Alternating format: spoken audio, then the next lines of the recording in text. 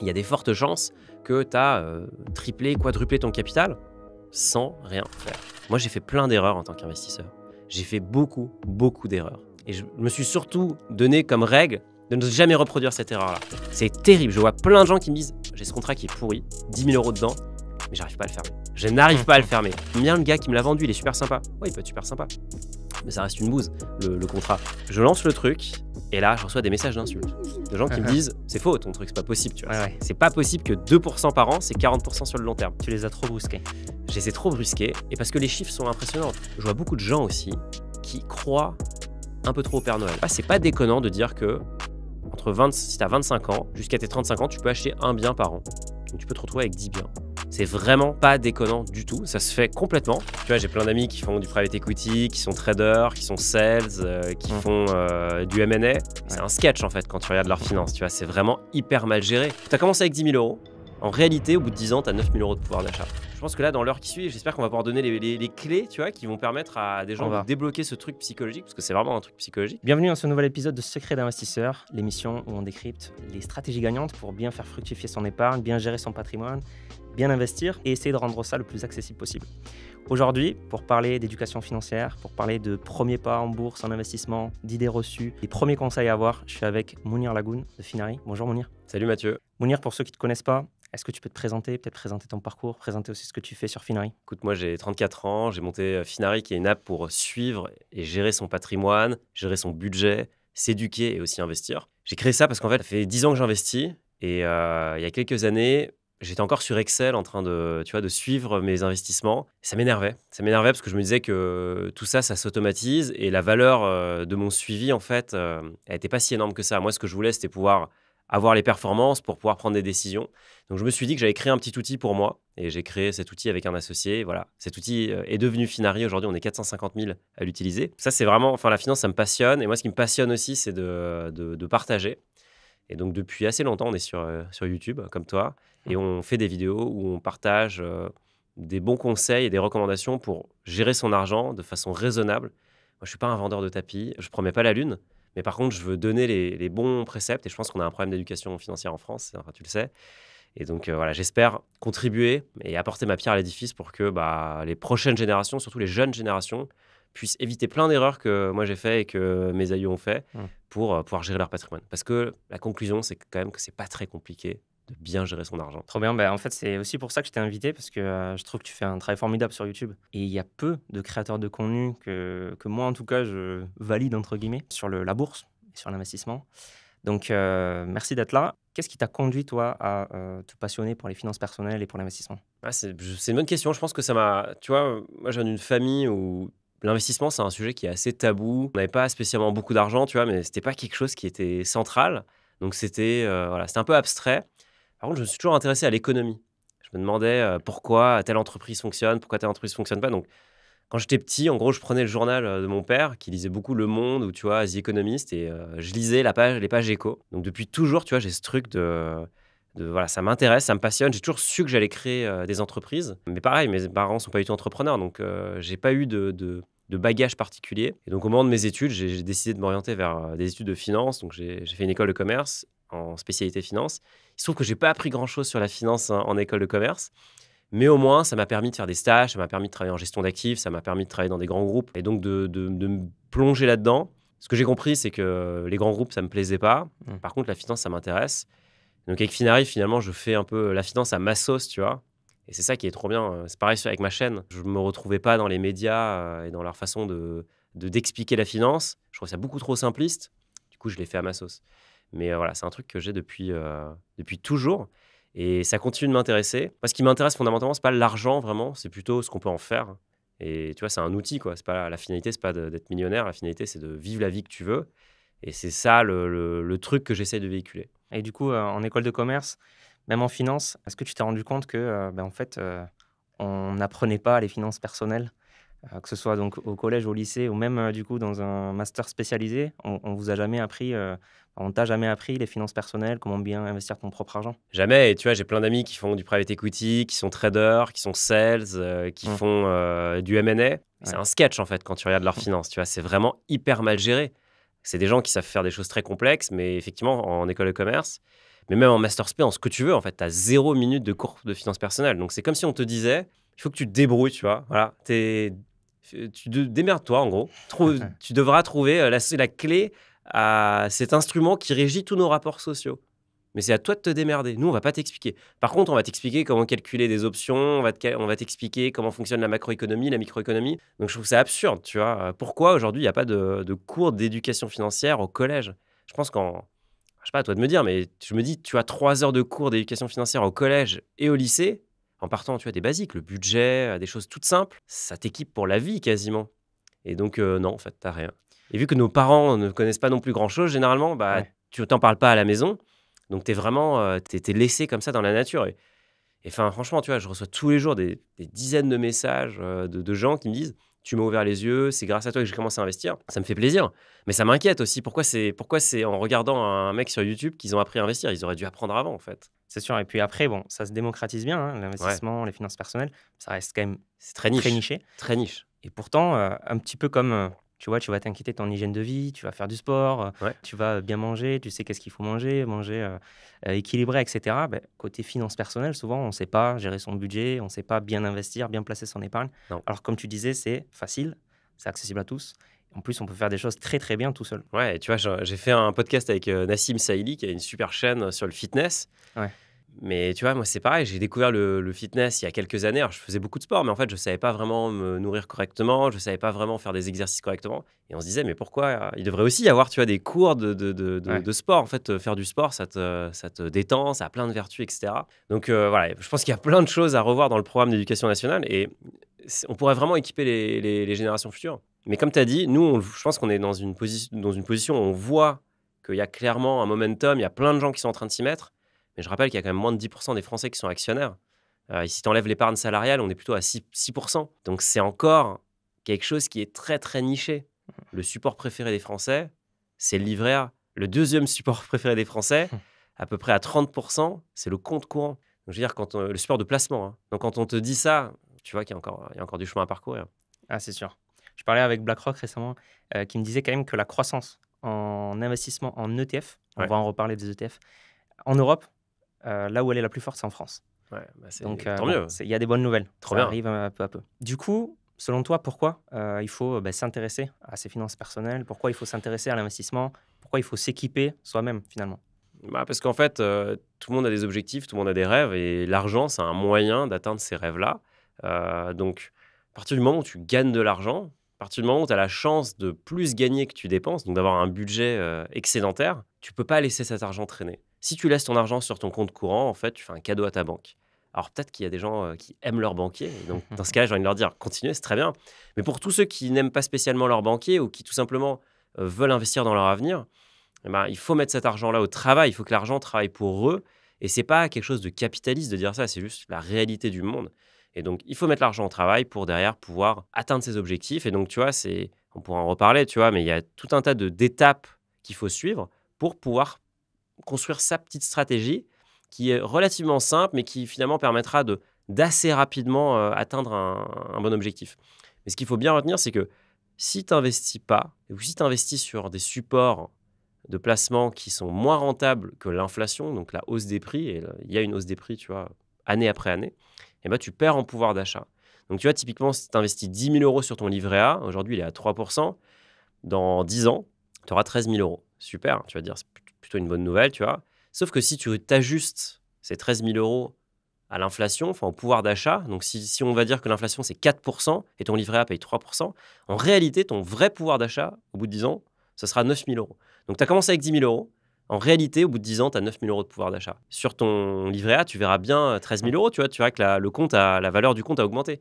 Mais ce que tu pourras acheter avec cet argent aura baissé. Et c'est ça qui est important à comprendre. C'est à partir du moment où tu places dans des supports qui payent moins que la hausse des prix, que l'inflation, bah, tu perds en pouvoir d'achat et donc tu perds en qualité de vie. Donc personne n'a envie de perdre en qualité de vie. Les gens passent un temps fou à travailler, à gagner de l'argent, à négocier des hausses de salaire, etc. Mais quand il s'agit de placer cet argent, il y a un espèce de, tu vois, on se fige, quoi. Je pense que là, dans l'heure qui suit, j'espère qu'on va pouvoir donner les clés, tu vois, qui vont permettre à des gens de débloquer ce truc psychologique, parce que c'est vraiment un truc psychologique. Mais on ne peut pas laisser traîner son argent sur le compte courant, parce que sinon, les banques, elles le placent, et surtout, on perd en pouvoir d'achat. Je ne sais pas si tu as pris un chiffre au hasard, mais en tout cas, sur les 60 dernières années, inflation 4,05% Tu par vois? an en France. Je savais pas, tu vois? Donc Donc c'est exactement ça. Donc ça, c'est effectivement un des problèmes phares ouais, de ne pas maîtriser son argent et ne pas investir. Et aussi, ça renverse, ça doit renverser en tout cas dans la tête des gens, la notion de risque. On se dit livret A, c'est pas risqué, voilà, je place et au moins mon capital est garanti, il se passe rien. Sauf qu'en fait, comme tu le dis, au bout de 10 ans, au bout de 20 ans, au bout de 30 ans, on a perdu relativement à coup sûr à coup de sûr. l'argent. Donc ça devient finalement risqué de trop mettre. Alors évidemment, il parle de précaution, il faut garder une partie liquide, garantie Ouais, en cas de coup dur, etc. ouais. Mais si on garde trop d'argent sur son compte courant ou sur son livret, ben, ça c'est de l'argent qui est perdu à coup sûr, du pouvoir d'achat qui est perdu à coup sûr. Exactement. Le taux du livret A, c'est 50% de l'inflation de l'année passée ou des 18 mois passés. Donc, tu vois, il est réajusté. Là, en ce moment, l'inflation baisse, donc le taux va probablement baisser. Mais structurellement, le livret, il paye moins que l'inflation. Donc, tu ne peux pas gagner avec. Et comme tu l'as dit, c'est un peu paradoxal, mais en fait, c'est moins risqué d'aller en bourse que de mettre son argent sur son livret A. Donc, c'est Sur le long terme. sur le long terme, évidemment. Et tout est une question d'horizon de temps. Tu vois, moi, on me dit toujours, c'est quoi la bonne stratégie? Est-ce que c'est bien d'acheter des ETF à levier? Est-ce que c'est bien de faire ci? Est-ce que c'est bien de faire ça? Ça dépend de tes objectifs et de ta capacité à prendre du risque et de ton horizon de temps. Et tout est, tu vois, une fois que tu as ces 3 points, bah, tu peux décider ce que tu fais. Mais il y a pas de martingale, il n'y a pas de solution magique. Il y a des solutions qui sont en vrai universelles. Enfin, ce que je vois dans les patrimoines, c'est que à peu près tout le monde fait la même chose et c'est très bien. Mais il n'y a pas de solution magique. Et encore une fois, tu vois, la plupart des gens vont pas devenir riches avec leurs investissements.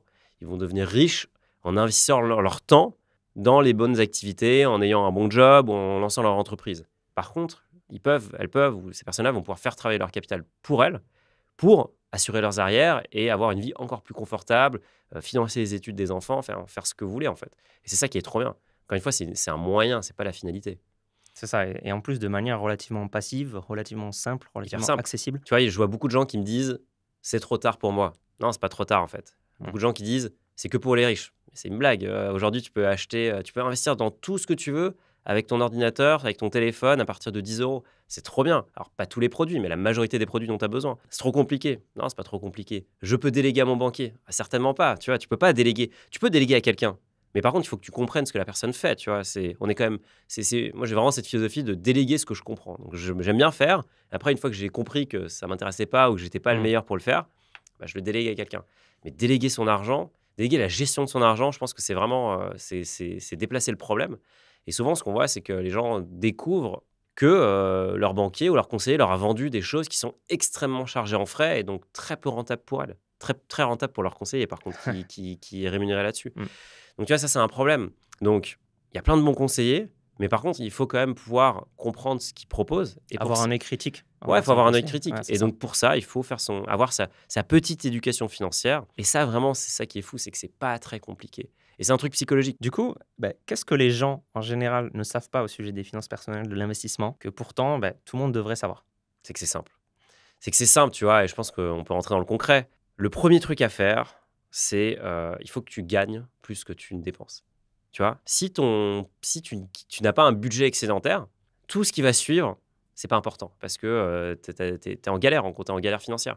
Donc la première chose, c'est de réduire ses dépenses ou d'augmenter ses salaires. Il n'y a pas de magie et malheureusement, là, je pourrais pas aider plus que ça. C'est mathématique, quoi. Si tu as la chance d'avoir un budget excédentaire, la deuxième chose à faire, c'est de te faire un matelas de sécurité. Tu vois, comme tu l'as dit, pour les coups durs. Et là, le but, c'est pas de chercher un rendement, mais c'est plus de se dire, quand je vais me coucher le soir à Toulouse, dans la campagne toulousaine, eh ben, je ne suis pas stressé. Demain, il peut m'arriver une broutille et la vie, voilà, c'est fait de plein de choses. On ne sait pas ce qui va se passer demain. Mais je sais qu'en cas de coup dur, je pourrais aller piocher dans mon livret A, qui n'est pas rentable sur le long terme, mais c'est pas grave. Le but, c'est de me rassurer psychologiquement. Et là, ce qu'on dit généralement, c'est entre 3 et 6 mois de dépenses. Donc, vous regardez combien vous avez dépensé ces derniers mois. Si vous avez dépensé, je sais pas, 2 000 euros par mois, il vous faut 6 000 euros. Si vous êtes prêt à prendre un peu de risque, et si vous êtes plutôt vraiment plat du pied sécurité, vous mettez 12 000 euros. Ça dépend aussi du profil, si tu as des enfants à charge, si tu Évidemment. as un emploi qui est précaire. Voilà, C'est pour, vachement important. Ça, c'est un très bon point. C'est vraiment la stabilité. Tu vois, si tu es un entrepreneur, la réalité, c'est que tu n'auras pas de chômage si ta entreprise fait faillite. Tu cotises pour rien. Enfin, tu cotises pour plein de trucs, mais pas pour ça, en tout cas. Ouais. Donc, tu vois, tu es plus à risque. Si tu as des enfants, évidemment, tu es plus à risque. Donc, tout est fonction de ta situation personnelle. Donc, c'est assez personnel. Mais en général, on voit ça. Ouais. Et le dernier point, avant qu'on on va pas plonger dans la location maintenant, mais le dernier point qui est vraiment important, et je pense que c'est ça que les gens comprennent pas, c'est que le meilleur moment pour investir, finalement, c'est quand tu es jeune. C'est quand tu n'as pas beaucoup d'argent. Tu vois, c'est quand tu débutes. Moi, on me dit tout le temps, ouais, c'est que pour les riches. Non, c'est que pour les riches. Moi, j'ai 34 ans. Si tu as 18 ans aujourd'hui, tu as un avantage que j'aurai plus jamais de ma vie, même si j'ai plus d'argent que toi, c'est que tu as du temps.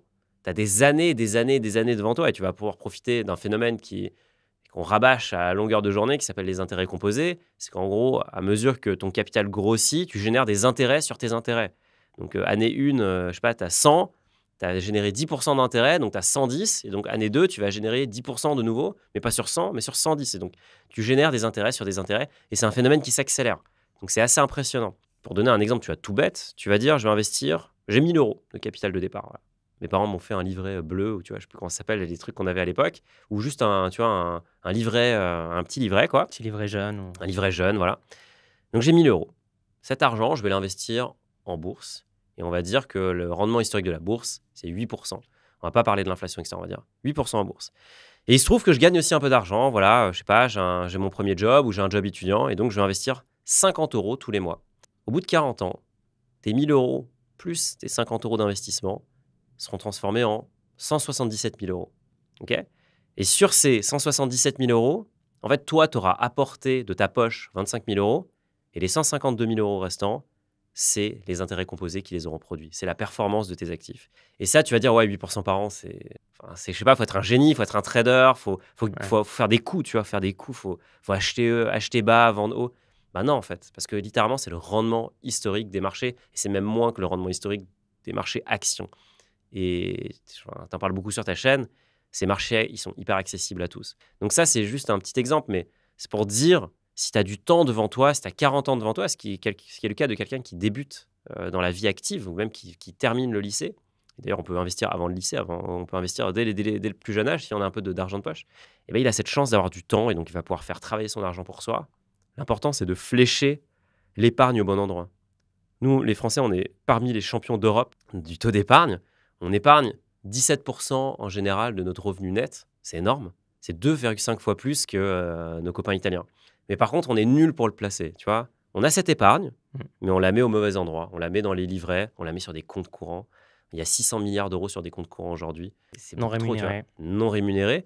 Et encore une fois, il faut bien en avoir conscience. La banque fonctionne sur un modèle de réserve fractionnelle. Et donc, en fait, elle va prendre cet argent et elle va produire du crédit avec. Donc, elle va prêter votre argent et elle va démultiplier ses gains. Donc, elle va gagner de l'argent sur votre argent. Elle va vous rendre exactement 0 sur ça. Ouais. Donc, ça, c'est quand même frustrant, surtout qu'on a travaillé. Donc, tu vois, il y a plein de petits outils, mais commencer jeune et surtout mettre son argent, investir régulièrement, c'est vraiment c'est la base et c'est pas très compliqué à faire. Donc, tu as parlé des premières étapes, épargne Ouais. de sécurité. On peut pas placer après 50 euros par mois Ouais. en bourse. Comment on peut placer ces 50 euros par mois en bourse? Il y a plein de façons, tu vois. Moi, j'aime bien l'image de la pyramide. Le matelas de sécurité, l'épargne de précaution, c'est vraiment le socle. C'est sur ça qu'on va pouvoir construire notre pyramide. Et ensuite, selon moi, l'étage d'au-dessus, c'est la bourse. Et je pense que c'est là où, en France, on a un gros problème avec ça. Ouais. En France, on n'aime pas la bourse. On pense que les marchés financiers, c'est notre ennemi. Tu vois, il y a un président qui a dit la finance, c'est mon ennemi. C'est grave quand même de dire ça.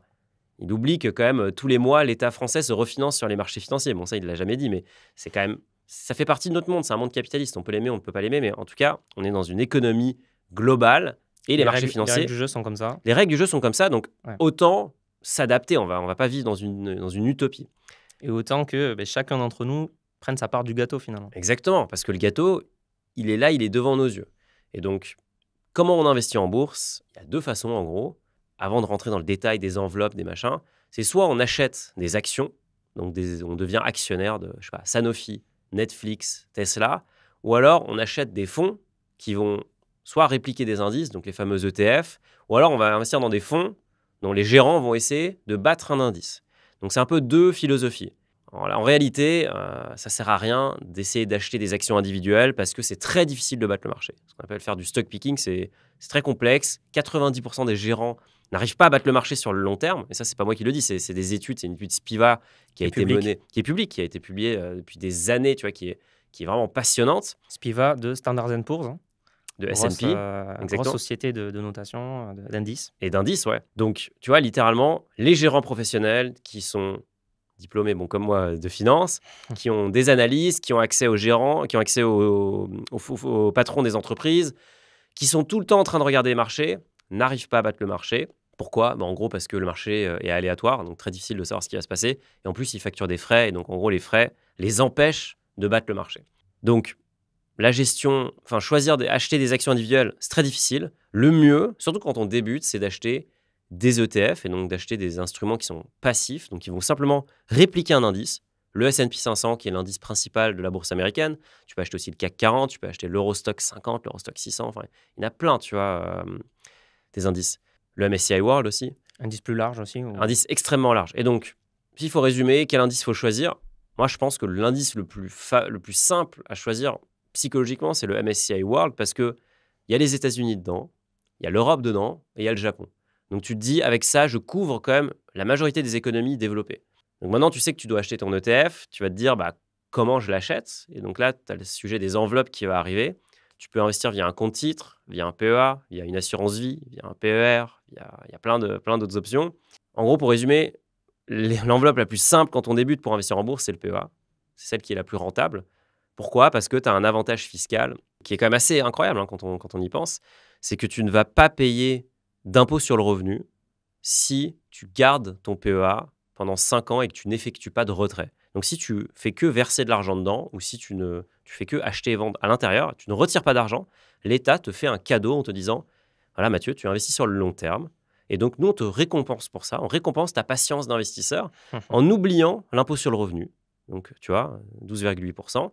Par contre, on est quand même en France, donc tu vas quand même payer les prélèvements sociaux, 17,2%. Mais c'est une économie substantielle. Si tu avais acheté le même ETF via ton compte titre, qui est juste une autre enveloppe d'investissement, et au bout de 5 ans, tu aurais payé la flat tax, qui est aujourd'hui, ce qu'on appelle le PFU, qui est à 30%. Donc, 17,2 d'un côté, 30% de l'autre. Le calcul il est quand même assez rapidement fait. Tu as vraiment un avantage. Tu as 42% en gros d'économie si tu passes par ton PEA. Le seul désavantage du PEA, c'est qu'il est plafonné. Tu peux que verser 150 000 euros dessus. Mais bon, quand tu débutes et que tu es dans le cas que je décrivais tout à l'heure, 1 000 euros d'apport et 50 euros par mois, le plafond, tu as beaucoup de temps avant de l'atteindre. Donc, tu peux y aller tranquille. Donc, la première chose à faire, c'est vraiment ouvrir son PEA, prendre date, comme on dit, pour lancer le compte à rebours des 5 ans. Et ensuite, investir régulièrement. Et c'est ça la clé, tu vois. Il faut investir tous les mois. Et donc là, tout le monde va dire, ouais, mais attendez, en ce moment, moi, je regarde la courbe du marché. Je sais pas, le MSCI World, il est au plus haut historique. Ouais, il ne faut pas investir maintenant. Il faut pas investir maintenant. J'ai vu des titres dans la presse. J'ai vu une étude Goldman Sachs qui dit que dans les 10 prochaines années, le marché va baisser et tout. La réalité, c'est que personne ne sait ce qui va se passer demain. Personne. Moi, je ne sais pas ce qui va se passer. Le crack n'est pas imminent, Le crack n'est pas imminent. Voilà. Le crack, c'est pas pour dans 2 minutes. Même si les influenceurs à Dubaï vous disent que c'est imminent, la réalité, c'est que, en gros, chaque année, en moyenne, le marché fait des plus hauts historiques sur 16 jours. Donc, 16 jours de l'année, on est en plus haut historique. Et quand tu regardes statistiquement, en fait, investir au plus haut historique versus investir à n'importe quel autre moment, sur le long terme, ça n'a quasiment pas d'impact sur la performance. C'est vraiment marginal, tu vois. Ouais. Je regardais sur le long terme, sur le S&P 500, sur 5 ans et plus, tu faisais 11% de performance si tu investissais à un moment lambda versus 10% de performance annualisée si tu investissais au plus haut historique. Donc oui, tu perds 1 point de performance, mais c'est 10% et 11%, c'est quand même très très bien par an. Donc oui, le marché est au plus haut historique, mais en même temps, l'économie est beaucoup plus développée qu'elle ne l'était il y a 20 ans. Donc, le meilleur moment pour investir, c'est maintenant. Et surtout, c'est pas très grave si le marché baisse parce que nous, on est dans la team investissement régulier. Donc, on investit aujourd'hui, mais le mois prochain, on sera là encore. Et le mois d'après, on sera là. Et c'est ça le réflexe qu'il faut créer. Et ça, c'est le dernier truc sur lequel je finirai pour les ETF. C'est que tu as choisi que tu allais investir dans un MSCI World, tu as choisi ton PEA. Maintenant, il faut que tu automatises ce processus. Et donc, malheureusement, on ne peut pas faire de DCA. Il ne faut pas automatiser son investissement sur un PEA. Pour une raison toute bête, c'est que tu ne peux pas fractionner des actions dans un PEA. Pas pour le moment, en tout cas. pour le moment. J'espère que ça va changer. Honnêtement, c'est complètement absurde comme régulation, mais c'est juste que la réglementation ne s'est pas adaptée à la réalité du marché qui est que les actions fractionnées, donc tu peux diviser une action en petites parts. Donc, par exemple, tu peux investir 1 € dans une action ou dans un titre qui vaut 50 euros. Bah ça, voilà, ça n'existait pas il y a 20 ans, donc c'est nouveau. Bon, Ou un titre qui vaut 2000, ou un d'ailleurs. titre qui vaut 2000, tu Ça va le vois. rendre beaucoup plus accessible. Voilà, tu vois, Hermès, typiquement, ça vaut à peu près 2000 euros. Tu peux investir 10 € dans Hermès si ton courtier gère les actions fractionnées. Il se trouve que ça marche pas dans le PEA, donc tu peux pas automatiser ton investissement. Par contre, ce que tu peux faire, et ça c'est hyper important, c'est que tu peux mettre en place un virement programmé de ton compte vers ton PEA. Et donc tu vas dire, bah, tous les mois, moi je mets un virement programmé, je suis payé, je sais pas, le 1er du mois, le 2 du mois, bam, le virement il part. Donc ça, qu'est-ce que ça va permettre? Ça va te permettre de ne pas voir cet argent. Et c'est magique, franchement, il faut vraiment faire l'expérience. C'est tu ne peux pas dépenser l'argent que tu ne vois pas. Si demain je te donne 100 € en liquide et on se revoit dans une semaine, les 100 € ils vont être partis, c'est sûr, tu vois. C'est obligatoire. Donc, par contre, si cet argent, les virements, ils partent tous les mois, en fait, tu vas même pas t'en rendre compte et tu vas ajuster ton train de vie. Et c'est ça aussi un peu tu vois, le secret, c'est si 50 € par mois pour toi, ça représente un taux d'épargne de 10%, eh ben, est-ce que tu peux l'augmenter à 15? Est-ce que tu peux l'augmenter à 20? Est-ce que tu peux l'augmenter à 25? Plus tu es prêt à augmenter ton taux d'épargne, plus tu accélères ta création de richesse. Et donc, plus quelque part, tu vas pouvoir rapidement atteindre, je sais pas, ton objectif de 100 000 €. Les premiers 100 000 € sont les plus durs. C'est vrai. Le premier million, c'est le plus dur. C'est vrai. Parce que derrière, tu as des intérêts composés. Si tu génères 10% d'intérêt sur 1 million d'euros, tu as généré 100 000 €. Tu vois, ça va très, très Ouais. vite quand même. Donc, ça paraît complètement abstrait. Et on va se dire, oui, mais je sais pas, le mec est complètement déconnecté de la réalité. Mais non, vous pouvez tous, si vous investissez régulièrement et si vous avez quand même des bons salaires, atteindre plus d'1 million d'euros de patrimoine en investissant en bourse de façon passive, sans faire des coups. Par contre, ça va être long. Ça va être chiant. On va clairement pas s'éclater, les gars. On va vraiment pas être en mode trader avec 15 écrans. Mais c'est pas grave, parce que du coup, vous allez pouvoir vous concentrer sur autre chose, c'est-à-dire votre carrière, votre vie de famille, vos hobbies. Et franchement, la finance, tu vois, ouais, c'est intéressant. Mais moi, il se trouve que c'est mon métier, mais je recommande à personne de passer sa journée à regarder les cours boursiers. Mais en tout cas, tu vois, pour finir là-dessus, ETF, PEA, versement programmé, c'est vraiment le kit de base pour investir et c'est déjà très bien. Tu parlais des intérêts composés, tu parlais de 1 million d'euros. Ouais. La petite stat, c'est si tu investis 5 € par jour, ça fait 150 € par mois, à 10% par an, c'est la performance historique des marchés, des actions américaines brutes. Et c'est la performance historique sur 100 ans. Donc il y a des gens qui disent oui, mais attendez, là en ce moment, c'est Trump, c'est machin. Non, mais les gars, il y a déjà eu des élections présidentielles, il y a déjà eu des crises, il y a déjà eu plein de trucs, il y a eu des guerres. C'est normal, là, c'est business as usual, malheureusement, ou heureusement, je sais pas. Donc 10%, c'est vraiment pas déconnant de l'utiliser. Et donc, c'est 150 €, donc 5 € par jour, 150 € par mois, 10% par an. Pendant 42 ans, c'est à peu près ce que tu dois, le nombre d'années que tu dois travailler pour atteindre la littéralement. retraite. Ça fait plus d'1 million d'euros. Tu vois, ça, c'est les intérêts composés. Et tu parlais aussi donc, du fait de ne pas timer le marché, donc de ne pas se dire c'est pas le bon moment d'acheter parce qu'il y a peut-être une crise bientôt, etc. Il y a certainement une crise bientôt d'ailleurs. Il y a peut-être une crise bientôt, on ne sait pas. Il y a des gens qui annoncent les crises tous les ans et un jour ils auront raison. Exactement. Donc, ce que je voulais dire, c'était qu'il y avait sur les 30 dernières années, tu regardes, tu trouveras 30 raisons très intelligentes de ne pas avoir investi et de ne pas investir. Je sais pas, il y a eu la guerre en Ukraine, il y a eu l'inflation, il y a eu le Covid, ça c'est que les dernières années, mais oui, 2008, crise des subprimes, 2000, crise de bulle Internet, bulle Internet, LTCM, enfin il y a eu plein de trucs, les cracks boursiers, les cracks pétroliers, les guerres, etc. Et pourtant, les marchés ont augmenté. Ouais. Et je voulais aussi parler d'une étude qui a été montrée qui dit qu'en fait, si tu attends avant d'investir une baisse de 10% ou une baisse de 20%, en fait, la stratégie, ça s'appelle donc buy the dip. Tu vois, achètes le creux. Tu achètes la petite chute. Donc, tu n'investis pas tant que ça n'a pas chuté de moins 10%. Est moins rentable que d'investir tout de suite, historiquement, sur les marchés mondiaux. Ouais. Donc, et pourquoi ça? Parce qu'en fait, quand tu attends une chute de 10%, très généralement, ce qui va se passer, c'est qu'il va y avoir une augmentation de plus que 10%, de 15 ou de 20%, qui fait que le jour où il y a vraiment une chute de 10%, bah à ce moment-là, tu es moins bien, tu achètes plus cher que si tu avais acheté au tout début. Donc ça montre aussi de ne pas chercher à timer le marché, d'investir, comme tu le dis, tous les mois. Et du coup, aussi, si un jour ça baisse, tu seras toujours là à investir, tu seras toujours là à en profiter et tu achèteras aussi moins cher à ce moment-là. Et tu vois, il y a vraiment ce truc de... Je le vois... moi, je suis pas très Instagram, mais j'ai lancé mon compte Instagram il y a quelques mois. Et il y a tout le temps des gens qui me demandent, mais c'est quoi le secret, tu vois? C'est quoi le secret, en fait? Dis-nous ce que toi, tu fais. Toi, tu fais un truc différent. Mais non, je fais rien de différent. Je fais exactement ce que tu viens de décrire. J'investis tous les mois dans des ETF. Voilà, point barre. Évidemment que je fais un peu d'autres trucs par ailleurs, mais ça, c'est vraiment le corps.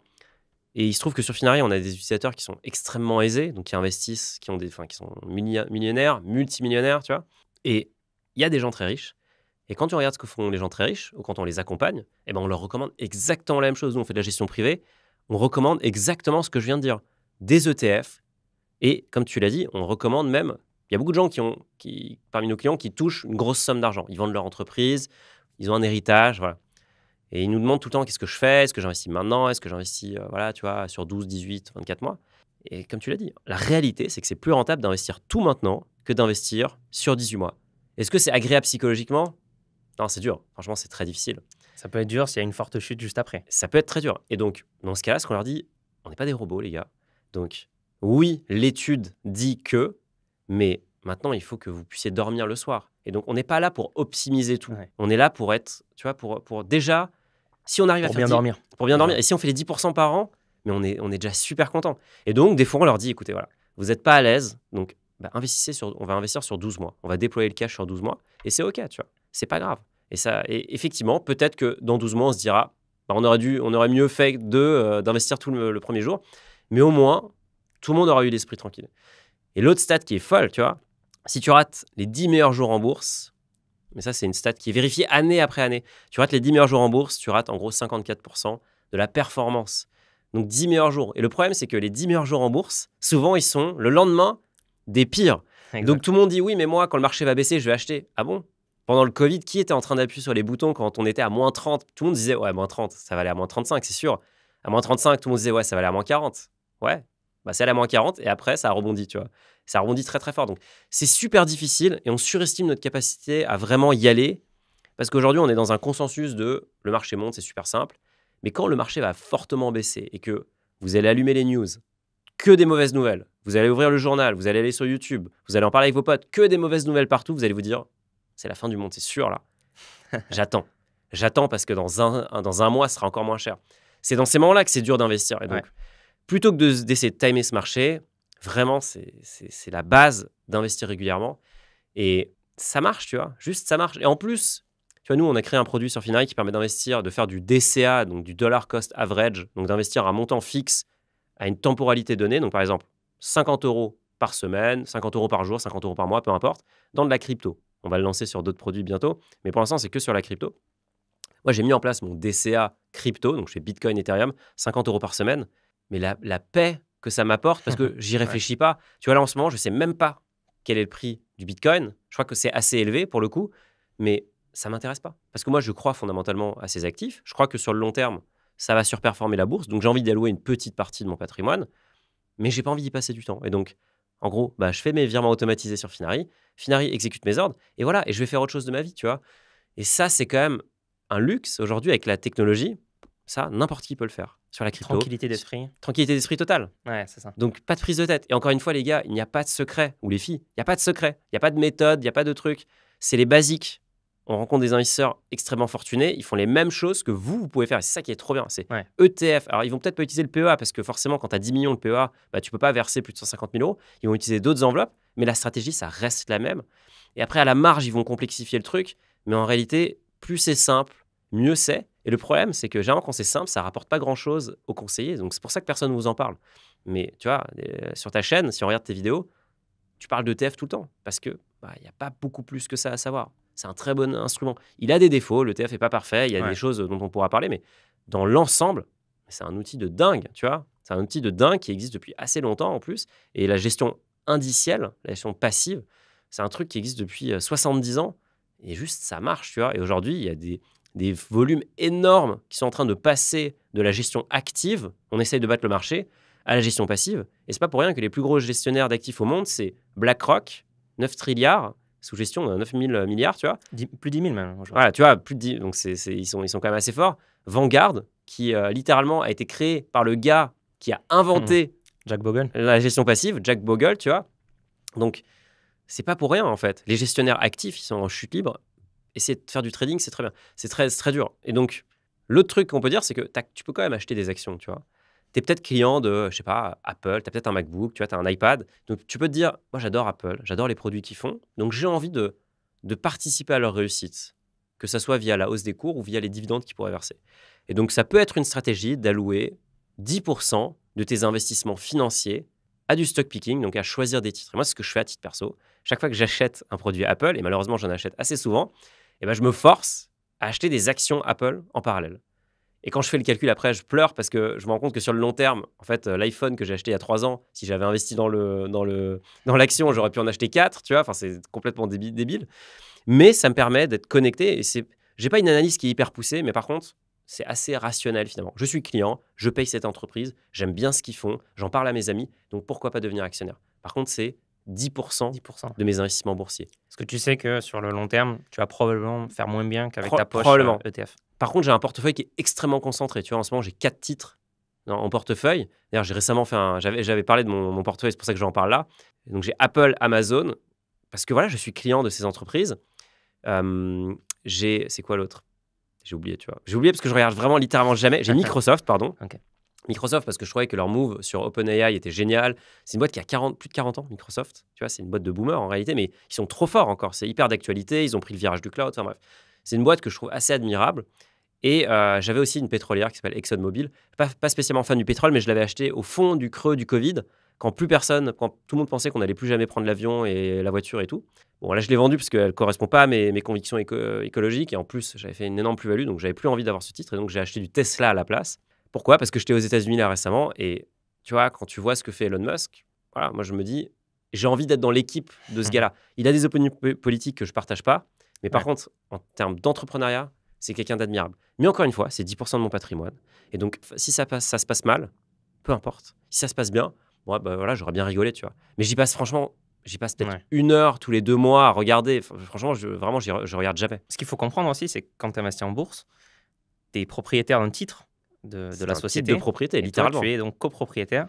Je te l'annonce, tu es l'heureux copropriétaire de Tesla, d'Amazon, de Microsoft, d'Apple. C'est pas rien. Donc, c'est pas rien. Et donc, après, bon, évidemment, tu as une toute petite part de propriété. Tu as 0,000 quelque chose %. Mais, eh bien, si effectivement, ils versent des dividendes, tu as le droit à ton petit pourcentage de dividendes. Exactement. Tu es propriétaire donc, d'une partie des bénéfices que l'entreprise fait. Et c'est ça aussi, investir en bourse, finalement. C'est propriétaire de quelque chose. Et surtout, tu es propriétaire de boîtes de dingue, tu vois. Par exemple, Nvidia. Bon, je ne suis pas actionnaire de Nvidia, mais... tu es actionnaire indirectement via Je suis actionnaire, effectivement, indirectement, via des ETF. Ça, c'est important. C'est important, on dirait. Tu as parlé du MSCI World. Il y a 1400 boîtes. Il y a les plus grosses capitalisations de 23 pays européens. Tu es diversifié sur plein de secteurs. Et en fait, tu es copropriétaire indirectement de 1400 boîtes. C'est quand même fabuleux. Exactement. Et ça aussi, c'est un truc qui est assez difficile à comprendre. Il y a plein de gens qui me demandent, mais attends, moi, j'ai un PEA. J'ai un ETF dedans, MSCI World. Est-ce que c'est assez? Mais est-ce que 1400 entreprises, c'est assez? J'ai envie de te dire, ouais, je pense que c'est largement, c'est même trop peut-être, tu vois. Donc, c'est largement assez. Donc, après, effectivement, tu peux ouvrir, tu peux dire, moi, je crois dans les marchés émergents parce que l'Inde va se développer, etc. Ouais, pourquoi pas? Moi, il se trouve que j'ai pas de thèse sur les marchés émergents et j'y touche pas. Mais tu peux ouvrir. Mais encore une fois, c'est tellement contre-intuitif de se dire que quand c'est simple, c'est efficace, que les débutants ont beaucoup de mal à le comprendre. Ceux qui sont, encore une fois, il n'y a pas de secret, ceux qui sont très, très avancés, moi, je vois leur portefeuille littéralement sur Finari, ils me le montrent tout le temps. Il n'y a rien dedans, en fait. Il y a 1 ligne, 2 lignes, 3 lignes, max. C'est tout, tu vois, parce que tu es propriétaire de tellement de boîtes qui sont super. Et après, encore une fois, si tu as une conviction méga forte sur Nvidia, achète du Nvidia par ailleurs. Pourquoi pas? Mais ne tombe pas dans ce piège. Parce que tout le monde a un pote, tu vois, qui a acheté du Nvidia à l'époque, qui a acheté du Bitcoin en 2015 et qui est devenu riche. Qui a fait une plus-value. Qui a fait une plus-value de dingue. Et celui qui a fait la moins-value, on n'en parlera jamais, n'en parle évidemment. pas. Et la majorité des gens, malheureusement, sont dans ce cas. Et tu vois, il y a un truc, hier, j'ai analysé un patrimoine. La personne avait acheté du Atos. Atos, c'était une boîte qui était vraiment un fleuron de l'économie française. Le titre a dépassé les 100 euros. Aujourd'hui, il vaut 75 centimes. Tu vois, donc on est sur un moins 97%. C'est assez violent quand même. Et en fait, ce qu'a fait ce membre Finari, c'est qu'il a renforcé sa position à mesure que le cours chutait. Il a acheté le couteau qui tombe. Il a acheté le couteau qui tombe. Sauf qu'en fait, ce qu'il n'avait pas bien mesuré, je pense, c'est que fondamentalement, Atos, c'était en train de devenir une entreprise qui se faisait dépasser par ses concurrents. Ils avaient raté le virage du cloud, ils avaient raté le virage de l'outsourcing, ils avaient raté plein de choses. Et en plus, ils ont changé, je ne sais pas combien de fois de dirigeants, 5 fois ou 6 fois en quelques années. Donc, c'est une entreprise qui allait mal. Et lui, il s'est dit, juste parce que moi, j'ai acheté à temps et qu'aujourd'hui, le prix est plus bas, bah, ça va forcément remonter. Mais non. En fait, ça peut baisser. Et quand tu as perdu 50%, tu peux reperdre 50%. Et tu peux même perdre 100%. Et si tu es dans un indice boursier large comme le MSCI World, la réalité, c'est que le max drawdown, la perte maximale sur le MSCI World, je n'ai pas vérifié récemment, mais ça doit probablement être sur une année, ça doit être genre 40%. Je pense. Ouais, tu vois. Donc, c'est énorme. Au cours d'une année, c'est plus, mais sur une année, ouais, ça doit être autour de 30%. Tu as 30%. Je ne nous le souhaite pas. Ça va peut-être arriver, mais tu vas pas perdre 100%. Si tu perds 100%, c'est qu'on a un autre problème. On est retour à l'âge de pierre, tu vois. Si tu as un Atos dans ces 1400 entreprises, probablement, elle y était d'ailleurs. Hein, ouais. C'était une grosse boîte, oui, c'est sûr. Elle était, bien elle sûr, était dans le MSCI World. Elle était. Et du coup, si tu as une entreprise qui fait faillite sur 1400, qui fait faillite ou qui tombe de moins 99%, tu t'en fiches. Ça sera un impact marginal. Et ça sera même au cours d'une seule journée de bourse complètement gommé par la volatilité des marchés qui peut faire plus 1, moins 1%, plus 2, plus 3 en une seule journée, quoi. Et en plus, le MSCI World, c'est un peu comme un chat, tu vois. Il se nettoie, il est auto-nettoyant. Parce que Atos, à un moment, ça a quitté la cote du CAC 40. Et du coup, en fait, vu que ça a quitté la cote parce que c'était trop petit, parce que forcément, il faut remplacer les titres par des entreprises qui sont à la mode, tu vois. Tesla est rentré dans le S&P 500. Et du coup, il y a une entreprise qui est sortie, qui était probablement une entreprise plus old school. Le MSCI World, où tous les ETF ont cette qualité d'auto-nettoyage. Et donc, les mauvaises entreprises ou celles qui sont en train de perdre de la vitesse, je sais pas, tu vois, Kodak, par exemple, je sais pas si les gens se souviennent de Kodak. Avant, on faisait des films, tu vois, on faisait des vrais trucs. C'est une grosse boîte, Kodak Eastman. Bon, Kodak est sorti de la cote. Bon, bah, évidemment, ça a été remplacé par une entreprise moderne. Et donc, toi, si tu es propriétaire d'ETF, tu n'as rien à faire. Tu n'as pas à réfléchir, en fait, à te dire, attends, mais cette entreprise est en train d'être désuète. Non, c'est l'indice qui fait le travail. Et le gérant qui réplique l'indice, bah lui, il est bête. Hein. Donc, lui, il dit, ça sort, ça rentre. Il réplique et c'est fini. Donc, toi, tu profites de ce travail-là. Tu as parlé de Tesla, par exemple, qui est rentré dans le S&P 500. Voilà, et tu as eu du Tesla. Voilà. L'autre truc qui est important, c'est que après, quand tu commences à regarder les ETF, donc tu vas voir, ça faudrait quand même le dire à nos amis de BlackRock, tu vas voir les noms, tu vas dire, mais c'est quoi on comprend rien, tu vois, c'est MSCI World, UCITS, je sais pas quoi, machin. Et généralement, tu vas avoir deux informations un peu contradictoires. Tu vas avoir distribuant ou capitalisant. Et ça, c'est vraiment une notion importante. C'est en gros, toutes les entreprises du MSCI World, certaines vont payer des dividendes. Par exemple, LVMH ou Hermès, grosses entreprises à dividendes. Tesla ne paye pas de dividendes, tu vois. Donc, ça dépend du stade de maturité de la boîte et de la santé. 50% des boîtes payent des dividendes. Tu vois, 50%. Le yield moyen sur le MSCI World, ça doit être 1,5%, quelque chose comme ça. C'est ça, ouais.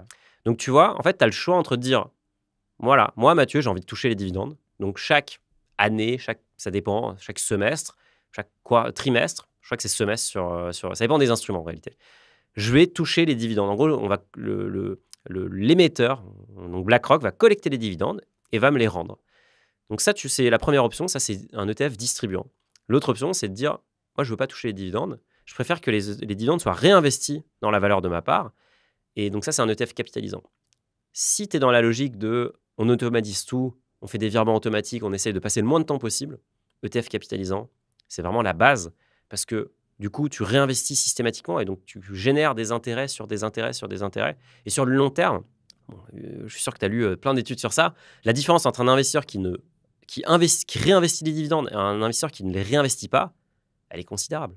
Donc là, vous avez un instrument qui fait le réinvestissement pour vous.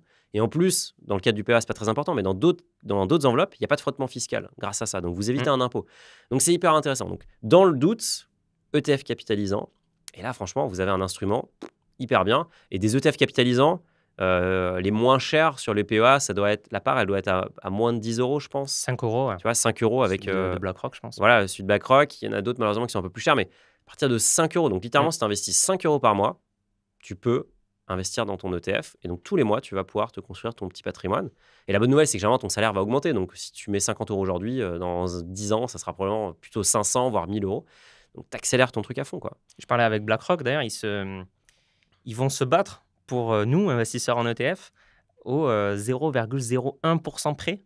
Donc, tu parlais des dividendes. Ils vont maximiser le plus qu'ils peuvent. Chaque petit point de pourcentage, ils vont essayer d'aller le chercher. Les dividendes, typiquement, si tu es sur un ETF capitalisant, ils vont essayer de le réinvestir le plus rapidement possible. pour Tu aller vois? chercher un maximum de performance. Ouais. Alors que toi, bon, si tu touches le dividende et que tu veux le réinvestir, déjà, il peut y avoir un frottement fiscal. Ouais. Et de deux, bah, tu peux le laisser un peu traîner. Et puis, bon, ça paraît rien vu comme ça, mais si tu fais ça sur 10 ans, sur 20 ans, il peut y avoir un petit gap de performance. Ils Exactement. vont aussi optimiser la fiscalité des dividendes, des choses que tu peux pas faire toi-même, hein. Mmh. Ils vont avoir des ETF qui sont basés en Irlande, par Mmh. exemple, pour payer moins de taxes. Donc voilà, il y a enfin, pour moi, hein, un ETF capitalisant, c'est peut-être le meilleur vecteur d'intérêt composé possible aujourd'hui pour investir en bourse. Bah, difficile de voir mieux, en fait, hein, tu vois? C'est un instrument qui a tellement de qualités. Il y a peut-être un aspect que beaucoup de gens, qui inquiète pas mal de gens. Moi, je vois souvent des gens qui me disent: «Est-ce que la bulle ETF va exploser?» Mmh. Parce qu'il y a des ETF qui sont en réplication physique et des ETF qui sont en réplication synthétique. Donc il y a des ETF qui vont acheter tous les titres et il y a des ETF qui vont passer par un produit dérivé, un swap en gros, pour obtenir la performance.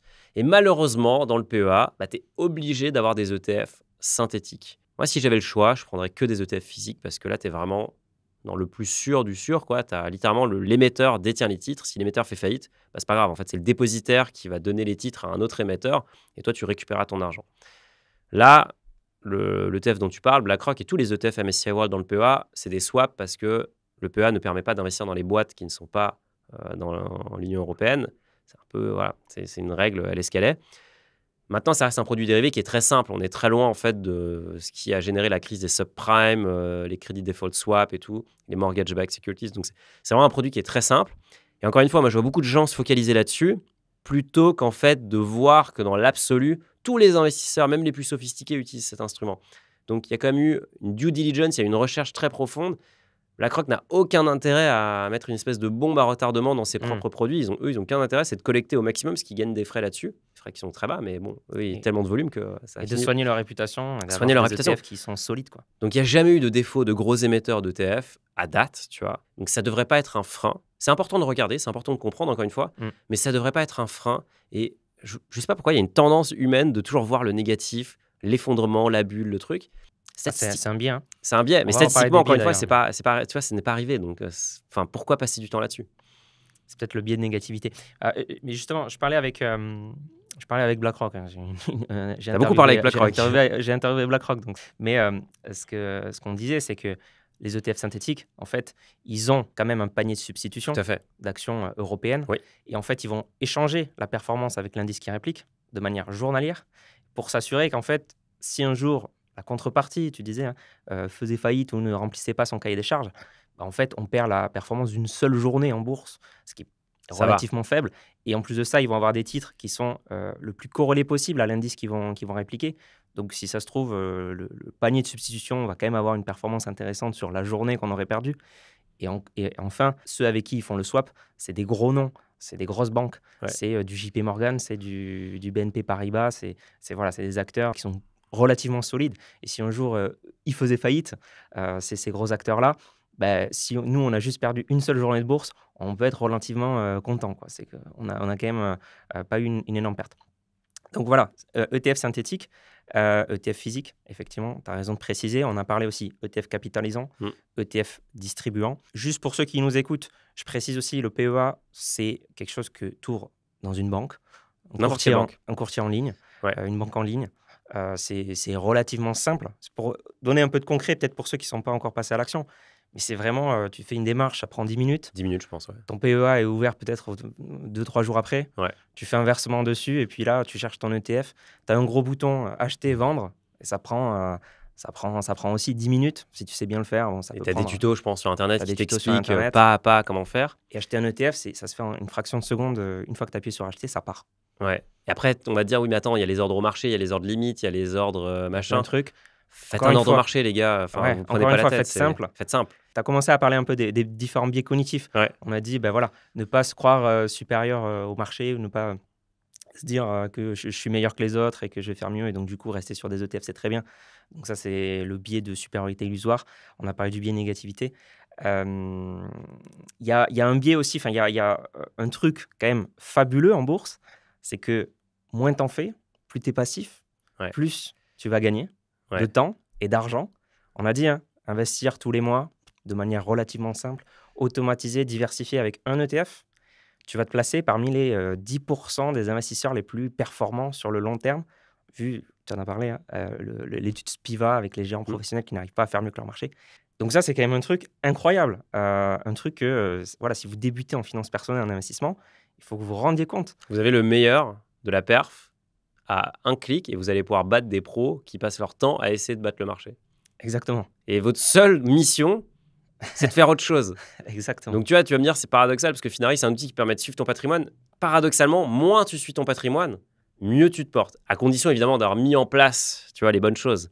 Mais c'est très paradoxal et c'est très bizarre. Tu vois, tu dis, contre-intuitif. ouais, tu dis, attends, Wall Street, les traders, 8 écrans, ça, ils gueulent et tout, ça a l'air super compliqué.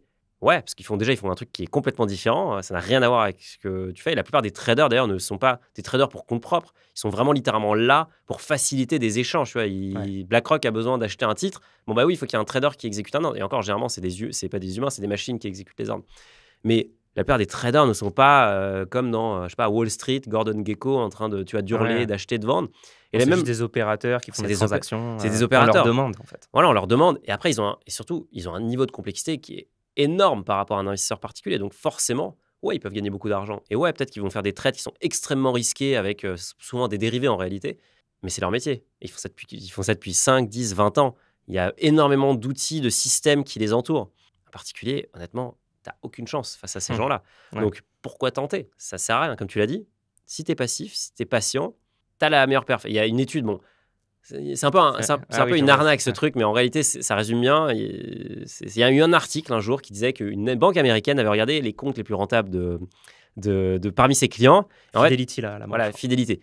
Alors, j'ai cherché, tu vois. Je ne l'ai pas trouvé non plus. Voilà, et je pense que c'est un hoax, c'est un C'est une scam, tu légende. vois. C'est une légende urbaine. Mais par contre, c'est quand même vrai, tu vois, dans le fond.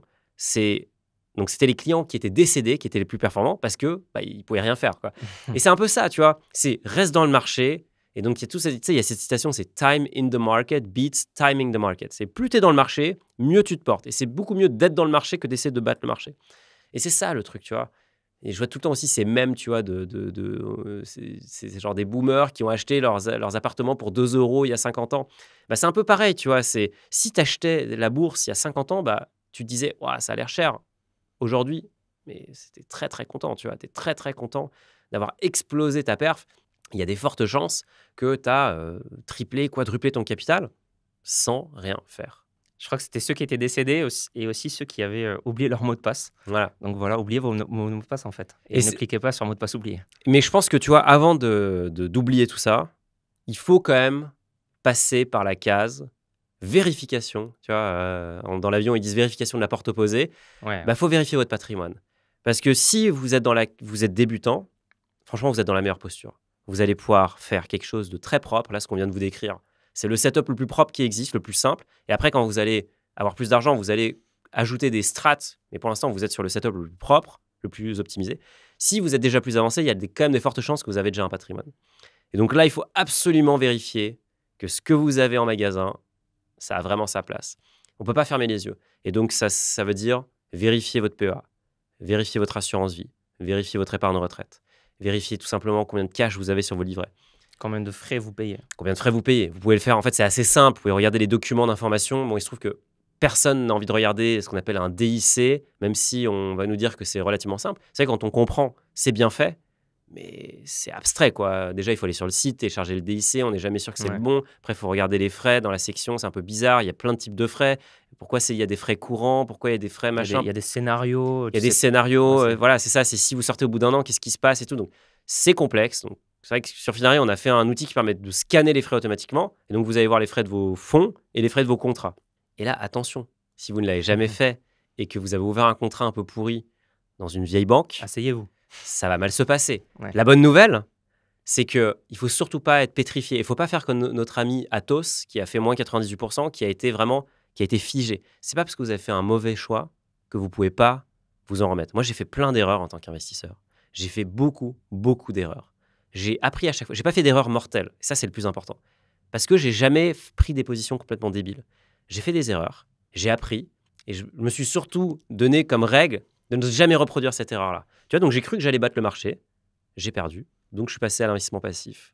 Tout simple, tu vois. J'ai cru qu'en crypto, j'allais pouvoir trouver le dernier truc, Je me suis cassé la gueule. Du coup, maintenant, je fais Bitcoin, Ethereum. Enfin, c'est très basique. Très J'avais basique. des contrats qui étaient pourris. J'ai vu que les frais étaient trop élevés. Donc, qu'est-ce que j'ai fait? Eh ben, comme un grand garçon, j'ai fermé mes contrats et j'en ai ouvert des nouveaux, pas chers. Et là, encore une fois, sur Internet, n'importe quel courtier, bon, Finari propose un contrat d'assurance vie, mais n'importe qui en ligne et sur ton site, il y a des super comparatifs.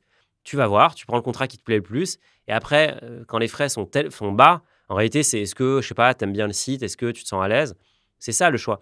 Mais c'est surtout important d'acter la perte, de fermer le chapitre pour en écrire un nouveau. Et ça, c'est très difficile psychologiquement. Je ne sais pas si tu l'as dans ton magazine, dans ton annuaire des biais, mais ce biais de ne pas réussir à fermer quelque chose qui est perdant ou qui est mauvais, c'est terrible. C'est terrible. Je vois plein de gens qui me disent j'ai ce contrat qui est pourri, 10 000 euros dedans, mais j'arrive pas à le fermer. Je n'arrive pas à le fermer. Parce qu'en plus, j'ai peut-être débloqué un avantage fiscal, j'ai peut-être ci, j'ai peut-être ça. J'aime bien le gars qui me l'a vendu, il est super sympa. Oui, il peut être super sympa. Mais ça reste une bouse, le contrat. Donc, il faut absolument le vendre. Les frais, je ne sais pas si on se rend compte, mais 2% de frais par an pendant 30 ans, c'est plus de 40% de la performance qui part à la poubelle. Et elle ne part pas à la poubelle, en l'occurrence, elle part dans la poche du conseiller. C'est quand même pénible. Donc, 2% de frais par an, c'est beaucoup trop. On peut aujourd'hui avoir un contrat d'assurance vie all-in à 1%. Donc, le contrat plus les ETF. On peut avoir un PEA all-in à, je crois que c'est 0,25% l'ETF. Donc, 0,25% de frais par an, ce qui est rien. C'est tout. C'est le seul. Et tu vas payer des frais de transaction quand tu vas acheter. Ouais. Mais c'est tout, Ça, tu vois. ça reste pas beaucoup, les frais de transaction. Ça reste tu pas les payes beaucoup. qu'une fois. Tu les payes qu'une fois, exactement. Les frais de gestion, c'est tous les ans. C'est tous les ans. C'est un peu caché parce qu'en fait, personne va t'envoyer une facture et te dire Mathieu, est-ce que tu peux me payer tant? Ça va juste être prélevé. Tu vois, c'est hop, on a pris. Et en fait, les gens s'en rendraient compte si on leur envoyait une facture. Et les gens s'en rendent pas compte. Les gens qui investissent je sais pas, parfois des milliers d'euros ou des centaines de milliers d'euros, si on leur envoie une facture, cette année, c'est 5 000 euros de frais. Ils diraient, bon, là, il faut vraiment que je prenne mes finances en main. Normalement, tu es obligé de recevoir un relevé de frais. Mais va regarder le relevé de frais. Tu vois, c'est extrêmement compliqué à comprendre. Il y a plein de lignes. Tu dis, bah, ça va. Ouais, le relevé de frais, c'est juste sur le contrat. C'est sur le contrat. Pas sur les fonds. Ah non, les fonds, tu les as jamais. Ça, c'est ton problème. Donc, nous, on met en exergue ça. Et surtout, ce qu'on te montre, c'est que le fonds, on va dire un fonds monde, donc l'indice est le MSCI World, qui prend 2% par an, tu pourrais le substituer par le MSCI World, par un ETF, et tu aurais la même exposition géographique sectorielle, c'est juste que tu aurais divisé tes coûts par 10 potentiellement. Donc ça, c'est quand même assez dingue, tu vois. Et ça, c'est un truc qu'il faut vraiment faire. Et le scanner des frais, quand on l'a lancé, c'est assez marrant. Je lance le truc, et là, je reçois des messages d'insultes. De gens qui me disent, c'est faux, ton truc, c'est pas possible. Tu vois. C'est pas possible que 2% par an, c'est 40% sur le long terme. Tu les as trop brusqués. Je les ai trop brusqués. Et parce que les chiffres sont impressionnants. Tu vois, il y a des gens, ils voyaient. Donc, nous, on montre combien tu vas perdre sur 30 ans. C'est pas combien tu as perdu, c'est combien tu vas perdre si tu gardes ton contrat. Et donc là, tu peux vite avoir des 300 000, 500 000. J'ai vu des 5 millions d'euros de manque à gagner. Là, 5 millions d'euros, tu commences à. Même à 100 000, tu commences à dire attends, c'est quoi ce truc-là? C'est quoi cette histoire? Je connaissais même pas, tu vois. Et du coup, j'ai publié l'Excel qui permet de refaire le calcul. Et vous pourrez voir, il est sur Finari. Bah, c'est tout simple, tu vois. Et c'est pas de la magie. C'est juste que les intérêts composés dont on parlait tout à l'heure, malheureusement, ça marche aussi pour les frais. Et donc, si vous payez des frais composés. Les frais composés, pas mal, je vais la garder celle-là. Tes frais composés, tu vois, ça réduit juste ton capital et tu te fais vraiment, vraiment punir. Et la bonne nouvelle, c'est que tu n'es pas obligé. Tu n'es pas obligé de les payer. Et l'autre truc que je veux dire qui est vraiment important, c'est je vois beaucoup de gens qui ont du mal à fermer les contrats qui sont pourris à cause des frais. Je vois beaucoup de gens aussi qui croient un peu trop au Père Noël. Et donc, qui me disent, on m'a parlé d'un coup, tu vois. On m'a parlé d'un truc, faut investir 100 000 euros là-dedans, c'est une super bonne affaire. Si c'est trop beau, c'est que c'est une arnaque. Mais il n'y a même pas de débat, tu vois. Il n'y a pas de free lunch, comme on dit en finance. Il n'y a pas d'argent gratuit. C'est si on vous propose un rendement garanti et que ça ne s'appelle pas le livret A ou un fonds en euros, c'est une arnaque. Que ça promet 10% par an. 10% par an, par mois, par jour. Alors, il y en a qui sont il y en a qui sont un peu dans l'abus. Donc, ne tombez pas là-dedans. Il y a beaucoup d'arnaques sur Internet. Il y a beaucoup trop d'arnaques. Donc, dans le doute, prenez un moment de réflexion. Allez sur Google, vérifiez. Allez sur la communauté Finari, vous pouvez regarder. Posez la question, tout simplement. Mais généralement, quand un proche vous dit... Franchement, je vois beaucoup ça, de proches qui investissent dans des trucs pour... J'ai le cas tu vois. De mon père. Il m'a transféré un mail un jour. Donc, il était intéressé on lui avait envoyé un super livret, un livret premium, 6% par an, usurpation d'identité de Boursorama. Le gars se faisait passer pour un conseiller de Boursorama. Et mon père qui me dit, Mathieu, c'est bien ça, ça m'a l'air intéressant, quoi. Et je lui dis, mais non, non, va surtout pas, clique pas, supprime-moi ce mail. Et puis, C'est horrible. et ouais, parce qu'en fait, c'était un espèce de super livret où je pense que c'était une arnaque. Il allait mettre son argent et C'est ne ça. plus jamais revoir son argent, tout simplement. L'arnaque, cette arnaque-là, elle est vraiment très forte parce que tu te dis, ah bah c'est Boursorama. Ouais. Le gars te dit en plus, allez voir sur notre site, regardez Boursorama, vous connaissez évidemment, hein. Donc, Ouais. tu as envie d'y croire. Mais encore une fois, va sur Boursorama, vérifie. Et là, tu vas voir que c'est pas bon. Ou même, tu peux en fait assez facilement voir, tu as juste à regarder l'expéditeur de l'email et tu vas voir que l'adresse email, ça va pas être Boursorama ou Boursobank, ça va être un truc un peu bizarre, tu vois. Ouais, Boursorama, tiré, Ouais, voilà. Tirer banque, money, ou tirer money, invest. ouais, voilà. Et donc là, tu peux te dire, bon, j'y touche pas. Mais de façon générale, si c'est trop beau pour y croire, on touche pas. Il n'y a pas d'argent gratuit. Et la réalité, c'est que pour gagner plus, il faut prendre plus de risques. Et ça, c'est juste la loi mathématique de la finance, tu vois. Donc, si vous voulez faire plus que 10% par an, donc 10% le rendement historique de la bourse, il va falloir aller sur des classes d'actifs qui sont plus risquées, plus volatiles. Et donc, vous allez devoir accepter que vous n'allez peut-être pas revoir votre argent. Mais ça fait partie du jeu. Quand on va en crypto, quand on va sur Bitcoin, il faut accepter que la volatilité... Oui, le rendement annualisé de Bitcoin, je crois que c'est plus de 100% par an depuis la création. Oui, mais la volatilité, tu peux perdre 30% en un jour. Donc, on n'est pas sur une volatilité de marché financier. C'est un actif qui est beaucoup plus jeune. Oui, depuis fin 2008. On parlait des marchés financiers tout à l'heure, plus de 100 ans de données. Plus de 100 ans, là, c'est... Même plus de 200 ans, il y a une étude de Jeremy Siegel. Ouais. Net d'inflation, c'est 7,1% par an depuis 1802. Ouais, tu peux dire à l'époque, la Net bourse, d'inflation. c'est pas la même, tu vois. Donc, il faut juste accepter que si tu veux plus de performance, il faut prendre plus de risques. Mais c'est pour ça que j'aime bien l'image de cette pyramide, c'est parce que plus tu avances dans ta pyramide, plus elle se rétrécit. Donc oui, forcément, la crypto n'a pas la même place que notre MSCI World, qui est vraiment ta colonne vertébrale de tes finances. L'autre colonne vertébrale, dont on peut peut-être parler, c'est l'immobilier, mais c'est les actifs risqués, oui, allez-y. Mais allez-y avec des petites sommes. Et tu vois, pareil, je vois beaucoup de gens qui me disent, est-ce qu'il faut acheter des cartes Pokémon? Là, on m'a dit hier, est-ce qu'il faut investir dans les droits musicaux? Est-ce qu'il faut investir dans l'art? Alors, j'ai envie de dire non, pour aucun des trois, parce que moi, j'y connais rien. Et ouais, moi, oui, je vais au musée, j'adore ça, mais je ne suis pas un expert. J'ai pas la prétention de comprendre le marché. Donc, Si j'y t'es touche pas un pas. expert non plus, n'y touche pas. Ouais, n'y touche pas. Et t'aimes les cartes Pokémon? Ok, vas-y, mais c'est la pointe de ta pyramide, c'est les actifs alternatifs. Donc mets peut-être, allez, 2%, 3%. Ok, fais-toi plaisir et pars du principe que cet argent, il est perdu. Et si tu respectes ce principe de concentrer ta richesse sur les actifs qui sont vraiment rentables long terme et qui ont un track record, tu vois, éprouvé, et que tu mets que des petites sommes sur les trucs qui sont assez exotiques, ça va bien se passer. Mais je vois souvent des gens qui commencent par la fin, qui commencent par le haut de leur pyramide. Et pareil, après, ils ont du mal à en sortir. Et un autre truc qui est très sous-estimé, c'est la liquidité. Tu es en bourse demain, tu vois, tu as investi 10 000 euros sur ton PEA, et tu as un pépin, tu appuies sur un bouton, tu récupères ton argent. Demain, tu investis dans du crowdfunding immobilier. Et j'ai rien contre le crowdfunding immobilier. Tu as un pépin, ton argent, il est bloqué. Tu peux rien faire. Tu as investi dans de l'art, le tableau, il n'est pas liquide, tu vois. Il n'y a personne qui va t'acheter ton tableau là dans la seconde. Et en plus, tu as des frais de marteau. Enfin, c'est un truc extrêmement compliqué. Donc, faut pas sous-estimer la prime de liquidité que tu as. Plus tu es liquide, en réalité, mieux tu te portes. Donc, si vous investissez dans les actifs exotiques, vous êtes généralement sur les actifs qui ne sont pas liquides du tout. Donc, le jour où il faudra vendre, bonjour la galère. Ouais. La crypto, pareil. Tu appuies sur un bouton, c'est vendu. Ouais. Donc, c'est vraiment... Moi, plus j'avance, plus j'apprécie la liquidité.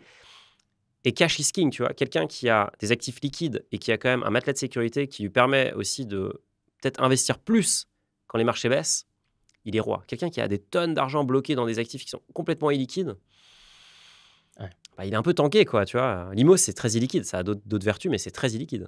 Il ne faut pas oublier, le premier truc qu'on a dit quand même, épargne de précaution. Épargne de précaution. Toujours. Justement, parce que même si c'est liquide la bourse ou les cryptos, ça peut baisser. Ça reste long terme, ça peut baisser. L'idée, c'est pas de retirer au bout de 2 ou de 3 ans. Quoi. Non, et je vois souvent aussi des gens qui disent « Est-ce que quand j'ai atteint temps, j'arrête ?» Mais attends, quand tu es dans le meilleur restaurant du monde, et que tu manges tous les jours là-bas, et que tu n'es jamais rassasié, est-ce que tu quittes le restaurant? Bah non. Tu as la meilleure table, tu es dans un 3 étoiles Michelin, et tu me demandes s'il faut quitter la table pour aller dans un autre truc. Non. Donc si demain, tu as atteint 1 million d'euros avec ton patrimoine, bah tu restes. Mais pourquoi t'irais faire autre chose? T'es dans le meilleur investissement au monde. Donc, qu'est-ce que tu veux faire d'autre? C'est comme des gens qui ont, tu vois, Warren Buffett, qui est quand même le pape de la finance, je pense. Il a acheté des titres Coca, des titres Amex, des titres Apple aussi, il y a très longtemps.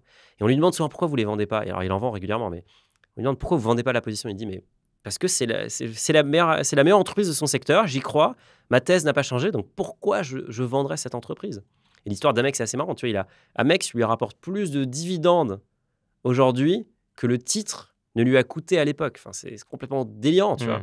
Mais parce que je crois que ça fait 50 ans qu'il est dans la position Amex, forcément. Ouais. Et il ne vend pas parce que sa conviction sur l'entreprise n'a pas changé. Bah, c'est pareil. Si demain, le MSCI World, votre conviction change, oui, sortez, vendez. Mais tant que votre conviction n'a pas changé, c'est le meilleur restaurant au monde. Donc, profitez, profitez du voyage, quoi. Très intéressant. Tu parles de Warren Buffett. Ça pourrait être aussi un Français, finalement, qui a acheté de l'IMO il y a 50 ans, qui a acheté son bien très peu cher et qui aujourd'hui a des loyers qui peut-être remboursent tous les ans ou peut-être tous les 2 ans ou 3 ans le prix qu'il a investi au départ. Ouais. Qu'est-ce que tu penses d'ailleurs de l'immobilier? C'est une classe d'actifs, hein, c'est un placement, je ne sais pas si c'est le placement préféré, mais en tout cas, c'est le placement préféré français. Les Français aiment le tangible, aiment la pierre. Qu'est-ce que tu en penses? Est-ce qu'il faut avoir sa résidence principale, par exemple? Comment tu vois les choses sur l'immobilier? Je crois que tu as investi aussi en immobilier, toi. J'ai investi en immobilier. Je ne suis pas propriétaire de ma résidence principale et je pourrais t'expliquer pourquoi. L'immobilier, c'est intéressant parce que c'est simple à comprendre. Tu vois, là, on va dans la rue, on voit des biens immobiliers, on se dit, bah ouais, ça existe, ça existera toujours. Le vrai avantage de l'immobilier, c'est le crédit. C'est que tu peux t'endetter et faire ce qu'on appelle de la bonne dette pour acheter un bien immobilier. Et il se trouve que ce bien, il peut produire des loyers, produire des revenus, peut générer des revenus si tu le loues. Donc ça, c'est intéressant. Donc, j'emprunte. Donc, concrètement, j'amène un petit peu d'apport. On va dire, j'amène 10% d'apport. La banque apporte 90% de l'opération. Je récupère la propriété d'un bien. Ce bien, il est loué. Et les loyers qui sont versés me permettent de rembourser en partie ou complètement mon emprunt, enfin mes mensualités. Donc ça, c'est cool. Ça veut dire que j'ai mis 10% d'apport et quelque part, je vais récupérer les 90%, voire de la plus-value aussi par ailleurs. Donc, c'est un système qui est extrêmement intéressant et l'immobilier locatif est un vecteur d'enrichissement qui est extrêmement puissant. Avec ce levier. Avec ce levier. Cet effet de levier. Après, c'est pas magique. C'est pas magique. Il faut chercher le bien, il faut bien savoir comment compliqué. tu vas... Ouais, c'est compliqué. C'est très compliqué. Quel montage fiscal tu vas faire, les travaux, les relations avec la banque, le notaire, enfin... Et après, la gestion des locataires. Le locataire. Ça peut être des emmerdes aussi. Faut qu'ils payent. Les copropriétaires. Les copropriétés, tu découvres le syndic, qui est une horreur à gérer. Donc, sur le papier, tu dis, waouh, génial, j'ai plein de biens immobiliers, du coup, je vais être rentier, les loyers vont tomber. C'est pas vraiment ça dans les faits. Demandez à vos amis qui ont des biens immobiliers, ils vont forcément, qui en ont plusieurs, hein, pas juste un, qui en ont plusieurs, ils vont forcément vous dire, ouais, j'ai eu des galères. Et peut-être que même certains sont dégoûtés par le truc et veulent tout vendre. Ouais. Maintenant, c'est vrai que c'est des bonnes affaires, généralement, si tu as bien acheté. L'important, c'est de trouver un bon emplacement. De toute façon, il y a une règle en immobilier, il y a 3 règles, c'est emplacement. Donc, achète un bon emplacement, achète dans un bon emplacement, un bon bien, et après, ça va bien se passer. Maintenant, comme tu as dit, il faut trouver le bon montage fiscal et tout. Il y a des montages qui sont assez intéressants en France, notamment le LMNP. Donc, c'est vrai que c'est assez facile de se mettre le pied à l'étrier. Maintenant, je vois beaucoup de gens qui disent, moi, j'ai envie de faire du Airbnb, j'ai jamais fait d'immobilier, je vais acheter un immeuble et faire du Airbnb. Alors là, il y a 2 red flags dans ta phrase, c'est Airbnb, très compliqué, j'en fais. C'est vraiment compliqué à gérer parce qu'il faut une conciergerie. Enfin, t'as pas envie de changer les draps et de faire le ménage tous les jours. Tu peux pas, en fait. C'est juste pas rentable. Ton temps vaut plus que ça. Tu as mieux fait de l'investir par ailleurs. Donc, c'est extrêmement opérationnel. Donc, il faut une conciergerie. C'est très dur d'en trouver. Et en plus, acheter un immeuble ou acheter un gros bien, ça apporte son lot de complexité énorme. Enfin, tu prends un gros risque financier quand même. Oui, ça va pas ensemble. Je connais rien en immobilier, je vais acheter un immeuble. C'est ça. C'est vraiment l'inverse. Donc, je dis, tu connais rien en immobilier? Bon, bah, OK. Achète un studio ou un T2, je sais pas, un petit truc, loue-le en location longue durée et regarde si ça te plaît déjà. Ça te plaît? OK, achète-en un deuxième, achète-en un troisième. Au bout du troisième, tu vas dire, bon, c'est trop long en fait d'acheter des appartements, donc effectivement, je vais acheter des immeubles parce que voilà, c'est plus simple. Si ça te plaît pas, t'arrêtes, très bien, et tu passes à autre chose. Tu vois, moi, ça me plaît pas trop, donc je continue d'en acheter quand je vois des bonnes affaires et quand la banque veut bien me prêter, mais sinon, c'est pas quelque chose qui m'intéresse particulièrement. Ça, c'est l'autre aspect, c'est que si on est en CDI, ou si on est entrepreneur et qu'on a une boîte rentable et qu'on a une boîte qui a un peu d'historique, on a une capacité d'emprunt qui correspond peu ou prou à 35% de nos revenus disponibles. Donc, voilà. 35% des revenus dont on dispose, moins notre loyer. Donc, c'est quand même intéressant. Ça, c'est la mensualité que tu peux payer. C'est la mensualité que tu peux payer, effectivement. Donc, tu vois, tu prends ça, tu multiplies par 12 et par 25, et donc tu vois le montant que tu pourras emprunter sur 25 ans. Donc, ça fait des montants qui sont quand même assez conséquents. Donc, tous les gens qui sont en CDI et qui n'ont pas d'emprunt, sachez que vous avez cette capacité d'aller voir votre banque et de dire j'ai un projet. Vous pourriez très bien acheter un bien immobilier, un bien locatif, comme on vient de décrire, ou tu peux aussi acheter ta résidence principale. Et je pense que c'est ça qui est vraiment, qui a longtemps été l'objectif en réalité de la plupart des Français. Tu vois, moi, mes parents, leur objectif, c'était acheter leur résidence principale. C'était vraiment un truc, c'était avoir mon chez-soi. Et quoi qu'il arrive à partir de maintenant, je vais être assuré. Si tu fais le calcul, en gros, c'est plus rentable de faire que des biens locatifs et d'être locataire toi-même que d'acheter ta résidence principale. Mais encore une fois, on n'est pas des machines et donc c'est plus un choix philosophique. Tu as envie de détenir ta résidence principale, pas de souci, achète-la. Tu t'en fous, bah, achète des biens locatifs. Dans les deux cas, sache que tu as cette capacité d'emprunt qui est dispo, donc autant l'utiliser. Par contre, il faut y aller avec parcimonie. Sachez juste que si vous achetez votre résidence principale, il y a des chances que vous allez vous dire, bon, allez, j'achète le plus gros truc possible, évidemment, j'achète l'appartement le plus grand, je vais le rénover avec, à mon goût, etc. Donc, il y a des fortes chances qu'après, tu n'aies plus de capacité d'emprunt pour faire des biens locatifs. Donc ça, c'est dommage. Mais c'est ça, c'est la réalité. Alors que si tu fais des biens locatifs, en réalité, la façon dont on calcule le taux d'endettement, alors c'est moins favorable maintenant, mais tu peux continuer à t'endetter et surtout, au bout d'un moment, tu peux être considéré comme un professionnel de l'immobilier parce qu'en gros, c'est plus toi qui vas t'endetter à titre personnel, c'est tes sociétés, tu vas interposer ton bilan, enfin bref. On va pas rentrer dans le détail, mais tu peux vraiment aller très loin. Et encore une fois, quelqu'un, tu vois, qui débute, qui signe son premier CDI, enfin, si je reparle au mois d'il y a très longtemps, je signe mon premier CDI. Si j'avais 2 recos à faire, ce serait 1, PEA, MSCI World direct et versement programmé, et 2, bien locatif. Achète un bien locatif, tu vois, pour voir. Et achète-en un deuxième et un troisième. Ouais. Et tu vois, c'est pas déconnant de dire que si tu as 25 ans, jusqu'à tes 35 ans, tu peux acheter un bien par an. Donc tu peux te retrouver avec 10 biens. C'est vraiment pas déconnant du tout. Ça se fait complètement. Est-ce que tu as envie de gérer la complexité opérationnelle? Est-ce que tu as envie de t'embêter avec ça? Bah ça, c'est à toi de voir finalement. Mais c'est un outil qui est à notre disposition. Et donc, il y a des gens qui arrivent à combiner l'enrichissement via l'immobilier, locatif principalement, et l'enrichissement via la bourse. Là, c'est magique, tu vois. Parce que là, tu as vraiment les 2 leviers les plus puissants à ta disposition.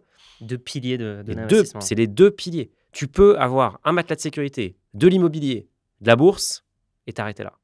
Et tu peux aller à une fortune considérable. Tu peux vivre la vie dont tu rêves juste avec ça. Après, tu peux ajouter de la crypto, tu peux ajouter ce que tu veux si tu as envie. Mais si tu n'as que ça, tu es déjà très, très bien équipé. Il y a juste un choix philosophique à faire. Résidence principale, résidence bien locatif. Et une fois que tu as décidé, bah, let's go, tu vois. Utilise cette capacité d'emprunt.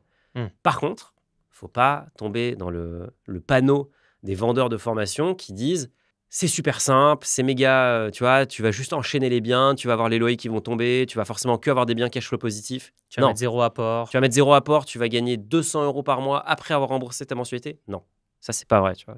Oui, c'est possible.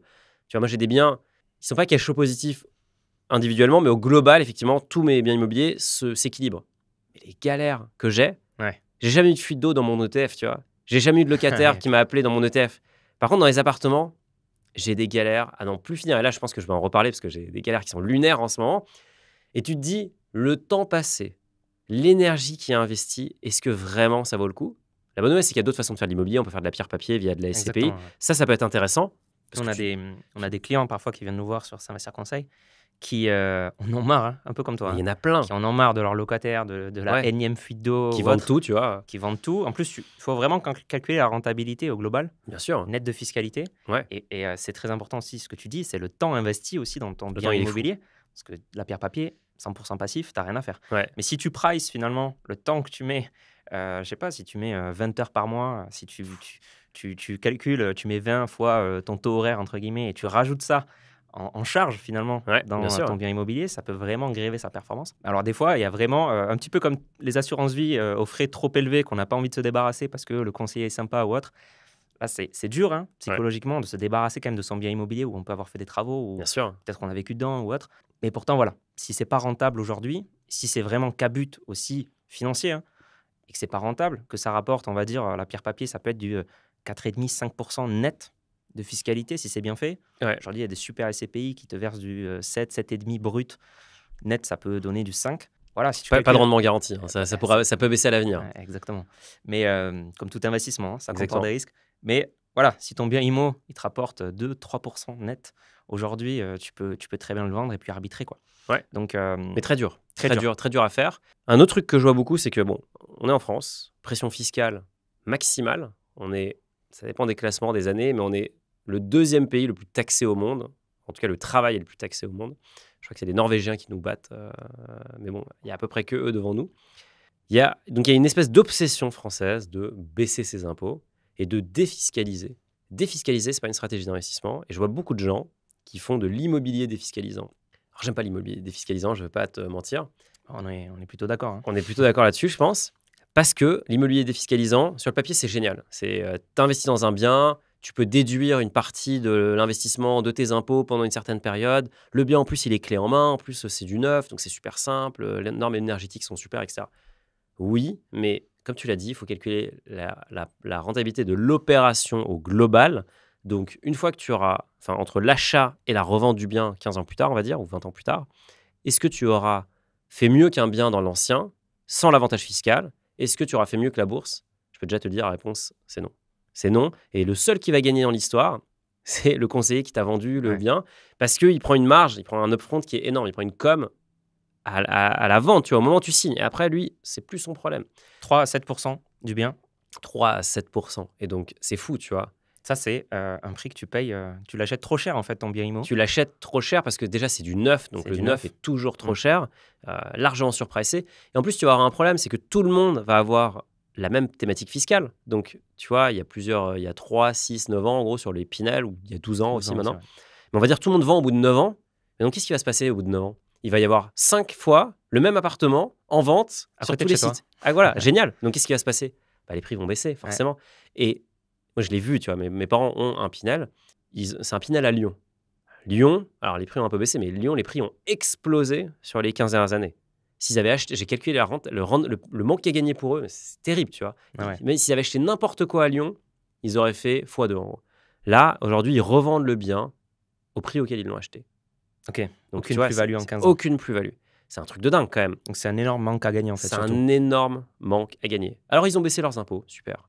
Mais ça servait à rien au final. Donc dans l'histoire, j'ai envie de vous dire, l'investissement, ce qu'il faut retenir, c'est qu'il faut investir de façon rentable et ensuite optimiser la fiscalité. C'est dans ce sens-là.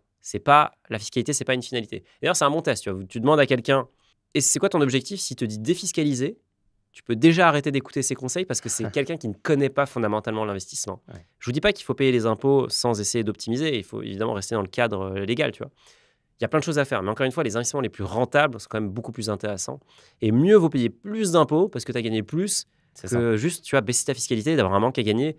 Et des Pinel, franchement, des gens qui se sont fait pineliser, on en connaît plein. Et sur Finari, on voit vraiment la difficulté que de solder l'opération parce que ça veut dire aussi que tu actes ton échec. Ouais. Tu actes le fait que quelque part, tu t'es un peu fait arnaquer par un gars, tu vois. Parce que le gars t'a vendu le truc et tout. Et c'est très difficile. C'est très difficile, mais il faut le faire. Et après, encore une fois, tu pars d'une feuille blanche et tu peux acheter un bien dans l'ancien et être dans une opération rentable ou pas, mais au moins, tu passes à autre chose. Donc, si vous êtes fait pénaliser, passez à autre chose. Après, on va me dire, il y a des Pinel rentables et tout. Oui, peut-être. Oui, mais comme tout, tu vois, à la marge, il y a aussi des traders qui sont rentables, il y a aussi des gens qui ont acheté le Bitcoin. Oui, il y a des gens qui gagnent au loto. Voilà. On peut aller loin avec ce raisonnement. Mais ça reste pas du tout la règle. C'est vraiment l'exception, c'est pas la règle. Il y a une étude, l'Inspection Générale des Finances, quand même, qui a étudié la rentabilité des Pinel, qui est géniale. Sur 9 ans, la rentabilité des Pinel, si les prix de l'immobilier restent stables, en fait, restent stables, c'est moins 16 000 € la renta moyenne d'un Pinel. Donc, c'est une perte. C'est sympa, ouais. C'est affligeant. C'est quand même incroyable que ce soit parfois, chez des conseillers traditionnels, le produit par défaut, tu sais. Ouais. Parce que c'est simple. Moi, j'ai entendu des histoires de conseillers en gestion de patrimoine, des fois qui sont liés avec des agents IMO. Et l'agent IMO, dès qu'il a un vendeur qui vient de vendre son bien et qui a récupéré de l'argent, il met en relation avec le conseiller en gestion de patrimoine traditionnel qui va lui vendre un Pinel par défaut pour enchaîner, tu vois. Ouais. Puis voilà, après, il prend sa com, il doit rémunérer l'agent IMO et puis ça se passe comme ça. Et aussi, un truc très intéressant que tu disais, c'est qu'il faut tout regarder. Quand tu investis en immobilier, tu as des loyers, tu as ton temps investi, tu as la plus-value générée potentielle, tu as une défiscalisation potentielle. Ce qu'il faut regarder, c'est ce qu'on appelle le taux de rendement interne, le TRI. Tout compris, frais d'acquisition, tout. Et dans n'importe quel investissement, au final. Ouais. On parle de bourse, on parle de SCPI, on parle de private equity, n'importe quelle classe d'actifs. Le TRI permet de tout comparer entre eux, c'est ça qui est intéressant. Et tu prends tout l'aspect et tu te rends compte que quand on te met en avant la carotte fiscale et qu'il faut défiscaliser, si tu calcules vraiment le TRI, tu te rends compte que même si tu as économisé des impôts, bah, c'est pas plus intéressant qu'un truc qui est bien fait en LMNP ou autrement. Ouais, ouais, c'est terrible. Après, encore une fois, avec un peu de bouteille, c'est possible de faire des opérations qui sont très rentables. On peut aussi faire du marchand de biens, etc. Mais c'est comme d'habitude, on commence pas un sport, on commence pas, hein, si on est footballeur, on commence pas par jouer la finale de Ligue des Champions. On commence par jouer en amateur comme tout le monde sur des champs de patates. Donc on y va tranquillement. Et puis à un moment, ouais, on se professionnalise. Et donc là, effectivement, on peut aller sur des trucs beaucoup plus complexes. Et finalement, c'est là où tu vas gagner le plus d'argent dans l'immobilier, c'est quand tu vas faire des opérations de marchand de biens. Tu vas acheter, typiquement ce que tout le monde fait, avec un peu d'expérience, c'est tu achètes une maison avec un terrain, tu revends le terrain à un promoteur et tu revends la maison, tu vois. Bah là, du coup, tu as créé de la richesse. Ou alors, tu t'achètes un appartement et tu le redivises, tu en fais une coloc. Mais il Ouais, ouais. faut transformer le bien. C'est extrêmement complexe. Donc, il faut avoir un réseau d'artisans, de confiance. Il faut comprendre aussi. Il faut savoir très rapidement, tu vois, se positionner sur un bien. Ça prend du temps. C'est un métier. Donc, faites de l'immobilier si ça vous intéresse. Regardez et après, décidez d'y aller all-in. Mais ouais, surtout, faites pas de l'immobilier défiscalisant parce que ça, vous êtes perdant à 90% du temps, quoi. Quand on a commencé à parler d'immobilier, tu parlais de vendeurs de tapis, de formations qui vont te promettre la lune. Monts et merveilles. Exactement. Chez S'investir, nous aussi, on vend des formations en bourse pour les chefs d'entreprise, pour Ouais. apprendre à bien gérer son patrimoine. Finalement, j'aimerais qu'on parle un peu de création de contenu. Comment, selon toi, distinguer les bons créateurs, les mauvais créateurs? Comment savoir si ça va être de bons conseils, de mauvais conseils? Quel réseau social aussi utiliser pour s'éduquer finalement sur les finances personnelles? Très difficile. C'est un sujet qui est hyper vaste, tu vois. Il faut investir dans tes connaissances. Tu vois, là, je viens d'écrire un livre. Le premier mot que tu vois sur le livre, c'est le meilleur investissement, c'est celui dans tes connaissances, de Roosevelt. Et ça, c'est vraiment la base, tu vois. Donc, c'est très bien de faire la démarche, de s'éduquer financièrement. Il faut s'éduquer. Donc, effectivement, où regarder? Moi, j'ai un biais très fort vers YouTube parce que je trouve que YouTube, c'est le seul réseau social où la vidéo est facile d'accès et c'est des vidéos qui sont longues, tu vois. Tu rentres en profondeur. Tu rentres en profondeur dans un Ouais. sujet. Et il y en a vraiment pour tous les goûts. Il y a des gens, si, je sais pas, tu as envie d'investir dans la finance islamique, il y a des gens qui sont spécialisés là-dedans.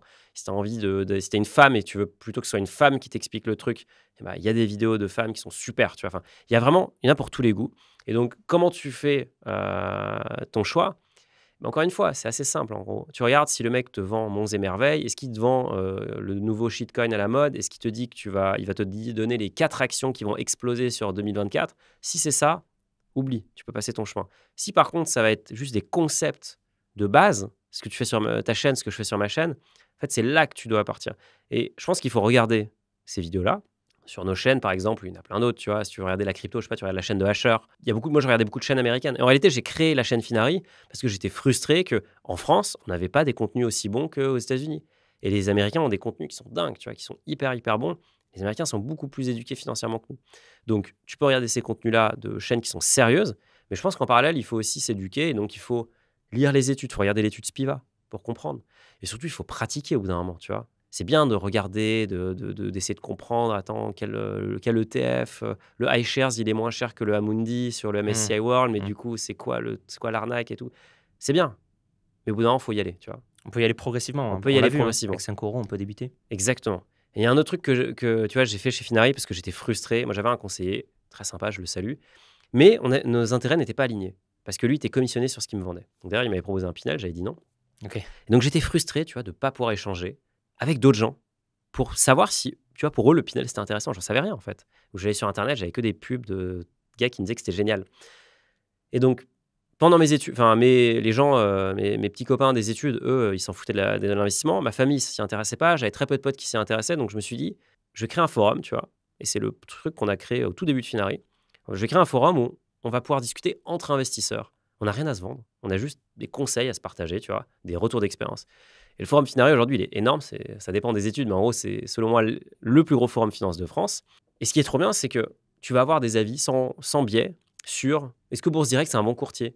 Est-ce que investir dans les partitions, tu sais, les droits musicaux, c'est une bonne idée? Bah, j'en sais rien, mais en tout cas, il y a des gens qui l'ont fait. Ils vont dire, moi, je pense que oui, moi, je pense que non, il y a un débat. Et donc, ça te permet d'aller chercher d'autres opinions. Et tu peux, toi, créer tes sujets. Et je pense que ça peut aussi être intéressant de parler à un conseiller, tu vois. Tu disais, toi, tu as une activité de conseil, j'en ai une aussi. Va voir un conseiller et va lui demander, tu vois. Mais n'oublie pas ton regard critique Mmh. et n'oublie pas que tes intérêts, enfin, essaie de comprendre aussi sa structure de rémunération, comment il est rémunéré. Et donc, c'est ça qui va te permettre de finalement te former. Mais il faut continuer à se former. Moi, je regarde tous les jours des vidéos. Je lis tous les jours. Là, en ce moment, je lis un bouquin, tu vois, sur John Rockefeller, qui était à un moment l'homme le plus riche du monde, qui a créé la Standard Oil, qui est en gros la boîte. Enfin, toutes les boîtes de pétrole aujourd'hui sont des descendantes de la Standard Oil. Donc, c'est un gars qui a vraiment révolutionné le pétrole et tout simplement l'extraction de matières premières. Et c'était l'homme le plus riche du monde. Et c'était un très mauvais investisseur, d'ailleurs, par ailleurs. Un bon allocataire de capital sur sa boîte, mais très mauvais investisseur à titre personnel. Il s'est fait arnaquer plein de fois. C'est assez marrant. Il raconte ça dans le bouquin.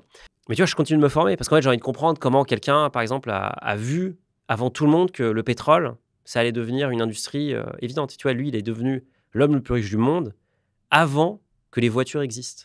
Donc, c'était que parce que c'était du pétrole qu'on mettait dans tu sais, c'était des lampes à huile, en fait, tu vois. Donc, c'est pour te dire, le gars n'a même pas à sous-estimer ce qu'il pouvait faire. Donc, je trouve ça intéressant, je continue de me former. Et c'est ça qui est trop bien, tu vois. Et c'est ça que moi, j'aime le plus dans mon boulot au quotidien, c'est que je continue de me former, je continue d'apprendre des choses, je continue de rencontrer plein de gens qui m'expliquent des nouvelles choses. Et donc, il faut avoir un œil critique. Le seul truc qui est important, et c'est ça, encore une fois, que je vois beaucoup chez les débutants, c'est que, il ne faut pas attendre d'avoir toute l'information pour y aller. Au bout d'un moment, il faut juste y aller, tu vois. Et 2, il ne faut pas non plus être trop à l'écoute de tout ce qui se passe. Il ne faut pas confondre, tu vois, le bruit versus le signal versus le noise. C'est signal versus noise, c'est un truc assez connu dans la tech. Il y a beaucoup de bruit, tu vois, dans les médias, typiquement. Et après, il y a des signaux qui sont intéressants. Typiquement, moi, je regarde jamais les médias. Tu vois, je regarde pas l'actualité, ça ne m'intéresse pas. Parce que dans l'actualité, ils vont dire le pétrole monte, les taux baissent, le machin, le truc. Est-ce que ça change ma thèse d'investissement? Non, ma thèse d'investissement, c'est la même depuis 10 ans. Ça ne change absolument rien. Est-ce que par contre, j'ai envie de lire une étude qui m'explique que le private equity sur 20 ans, c'est une classe d'actifs qui est intéressante parce que, ou c'est pas intéressant parce que si, parce que ça? Ouais, ça m'intéresse. Ça, j'ai envie de comprendre. Tu vois, j'ai envie de rencontrer les gens qui sont experts là-dedans. Donc, investir dans ses connaissances, c'est la base. Ne pas croire au miroir, aux alouettes. Donc, les gens qui sont dans des voitures à Dubaï en train de vous dire que vous allez devenir riche, eux vont devenir riches, ou peut-être qu'ils le sont déjà. Mais vous, non. En tout cas, pas avec ça. Et vous allez payer quelque chose très cher. Vous pourriez probablement l'avoir gratuitement ou pour très peu cher chez des gens qui sont très sérieux. Et la réalité, c'est que franchement, la connaissance, elle est disponible gratuitement. Aujourd'hui, littéralement, tu vas sur ChatGPT, tu dis « Je suis un étudiant, j'ai 18 ans, j'habite en France, donne-moi des conseils pour investir mon argent. » Je ne sais pas ce qui va sortir, il faudra faire le test, mais je pense que ça ne sera pas complètement déconnant, tu vois. Après, ça ira pas très loin non plus. Ça ira pas très loin. Mais aujourd'hui, l'IA, tu vois, avec ce qui se passe, ça va être dingue. Tu vois, dans quelques années, ça sera surpuissant. Donc, c'est des bases. Tout est à notre disposition. Et encore une fois, il n'y a pas de secret. Il n'y a pas de méthode secrète. Il n'y a pas de monde parallèle dans lequel les méga riches font des trucs de fou. Les méga riches, en fait, ils font la même chose que vous. Ils achètent des ETF et ils achètent des actions et ils font de l'immobilier et ils ont un matelas de sécurité. Et peut-être qu'ils font d'autres trucs parce qu'ils ont beaucoup plus de moyens et qu'ils ont accès à d'autres choses. Mais ça, c'est à la marge. Alors, le cœur de leur stratégie, souvent, c'est exactement la même chose que quelqu'un qui débute. Et ça, c'est quand même fou, tu vois. Je te rejoins complètement, en tout cas, sur les contenus profonds. Pour moi, regarder Twitter, regarder des shorts sur la finance ou sur les finances personnelles, je trouve ça contre-productif. Ouais. C'est même pas pour s'éduquer. Je pense que ça détériore en fait ton capital, ta culture de l'investissement. Mais ouais. Et puis tu consommes ça comme un fast-food, tu vois. Ouais. Tu sais, tu consommes ça à l'arrache. Nous, on fait des vidéos qui sont très longues. Et c'était un peu, à un moment, tu vois, on a essayé de raccourcir nos vidéos. Et je me souviens, on avait des débats avec l'équipe. On disait, mais franchement, tu m'as vu, quand je commence à parler, je ne peux plus m'arrêter. On n'arrivait pas à raccourcir le truc. On s'est dit, mais cette vidéo, elle fait 40 minutes. On est obligé de la faire qu'elle dure 40 minutes. Et on s'est dit, mais attends, 40 minutes dans ta vie, c'est quoi, tu vois? 40 minutes, si les informations que tu vas en retirer vont avoir un impact profond et positif, c'est rien, tu vois, c'est hyper rentable. Donc maintenant, effectivement, tu vois, on n'essaye pas de raccourcir le temps. Tu vas pas apprendre des trucs, ça va être du gimmick, ce que tu vas avoir sur des shorts et des reels et tout ce que tu veux.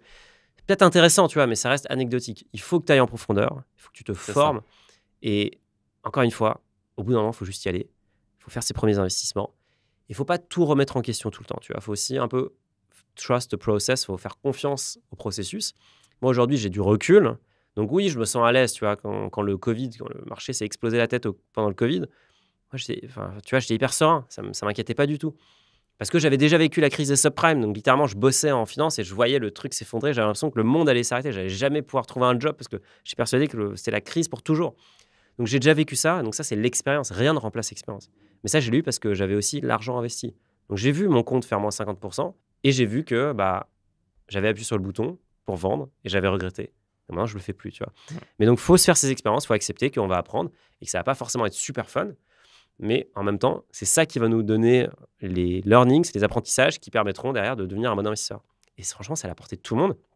Je pense que la génération qui arrive là, ça va être les meilleurs investisseurs de l'histoire de la France. Hum. Et tu vois, c'est hyper excitant. Et c'est hyper excitant Ouais. de se dire que nous, on va peut-être les aider, tu vois, on va leur donner un petit bagage à notre niveau qui va leur permettre d'avoir un impact très fort sur leur vie. Super Mounir, merci beaucoup. Merci Mathieu. Je profite de cette vidéo pour vous dire que si vous manquez de connaissances aujourd'hui et que vous souhaitez apprendre à bien investir en bourse et à bien construire votre portefeuille d'ETF pour pouvoir faire fructifier votre argent passivement, vous pouvez accéder à ma formation offerte. C'est le premier lien en description et donc elle vous apprendra à bien placer votre argent et bien optimiser vos investissements. Dedans, vous apprendrez donc à transformer votre épargne et à développer votre richesse sur la durée et vous pourrez vous lancer en toute confiance. C'est le premier lien en description si ça vous intéresse.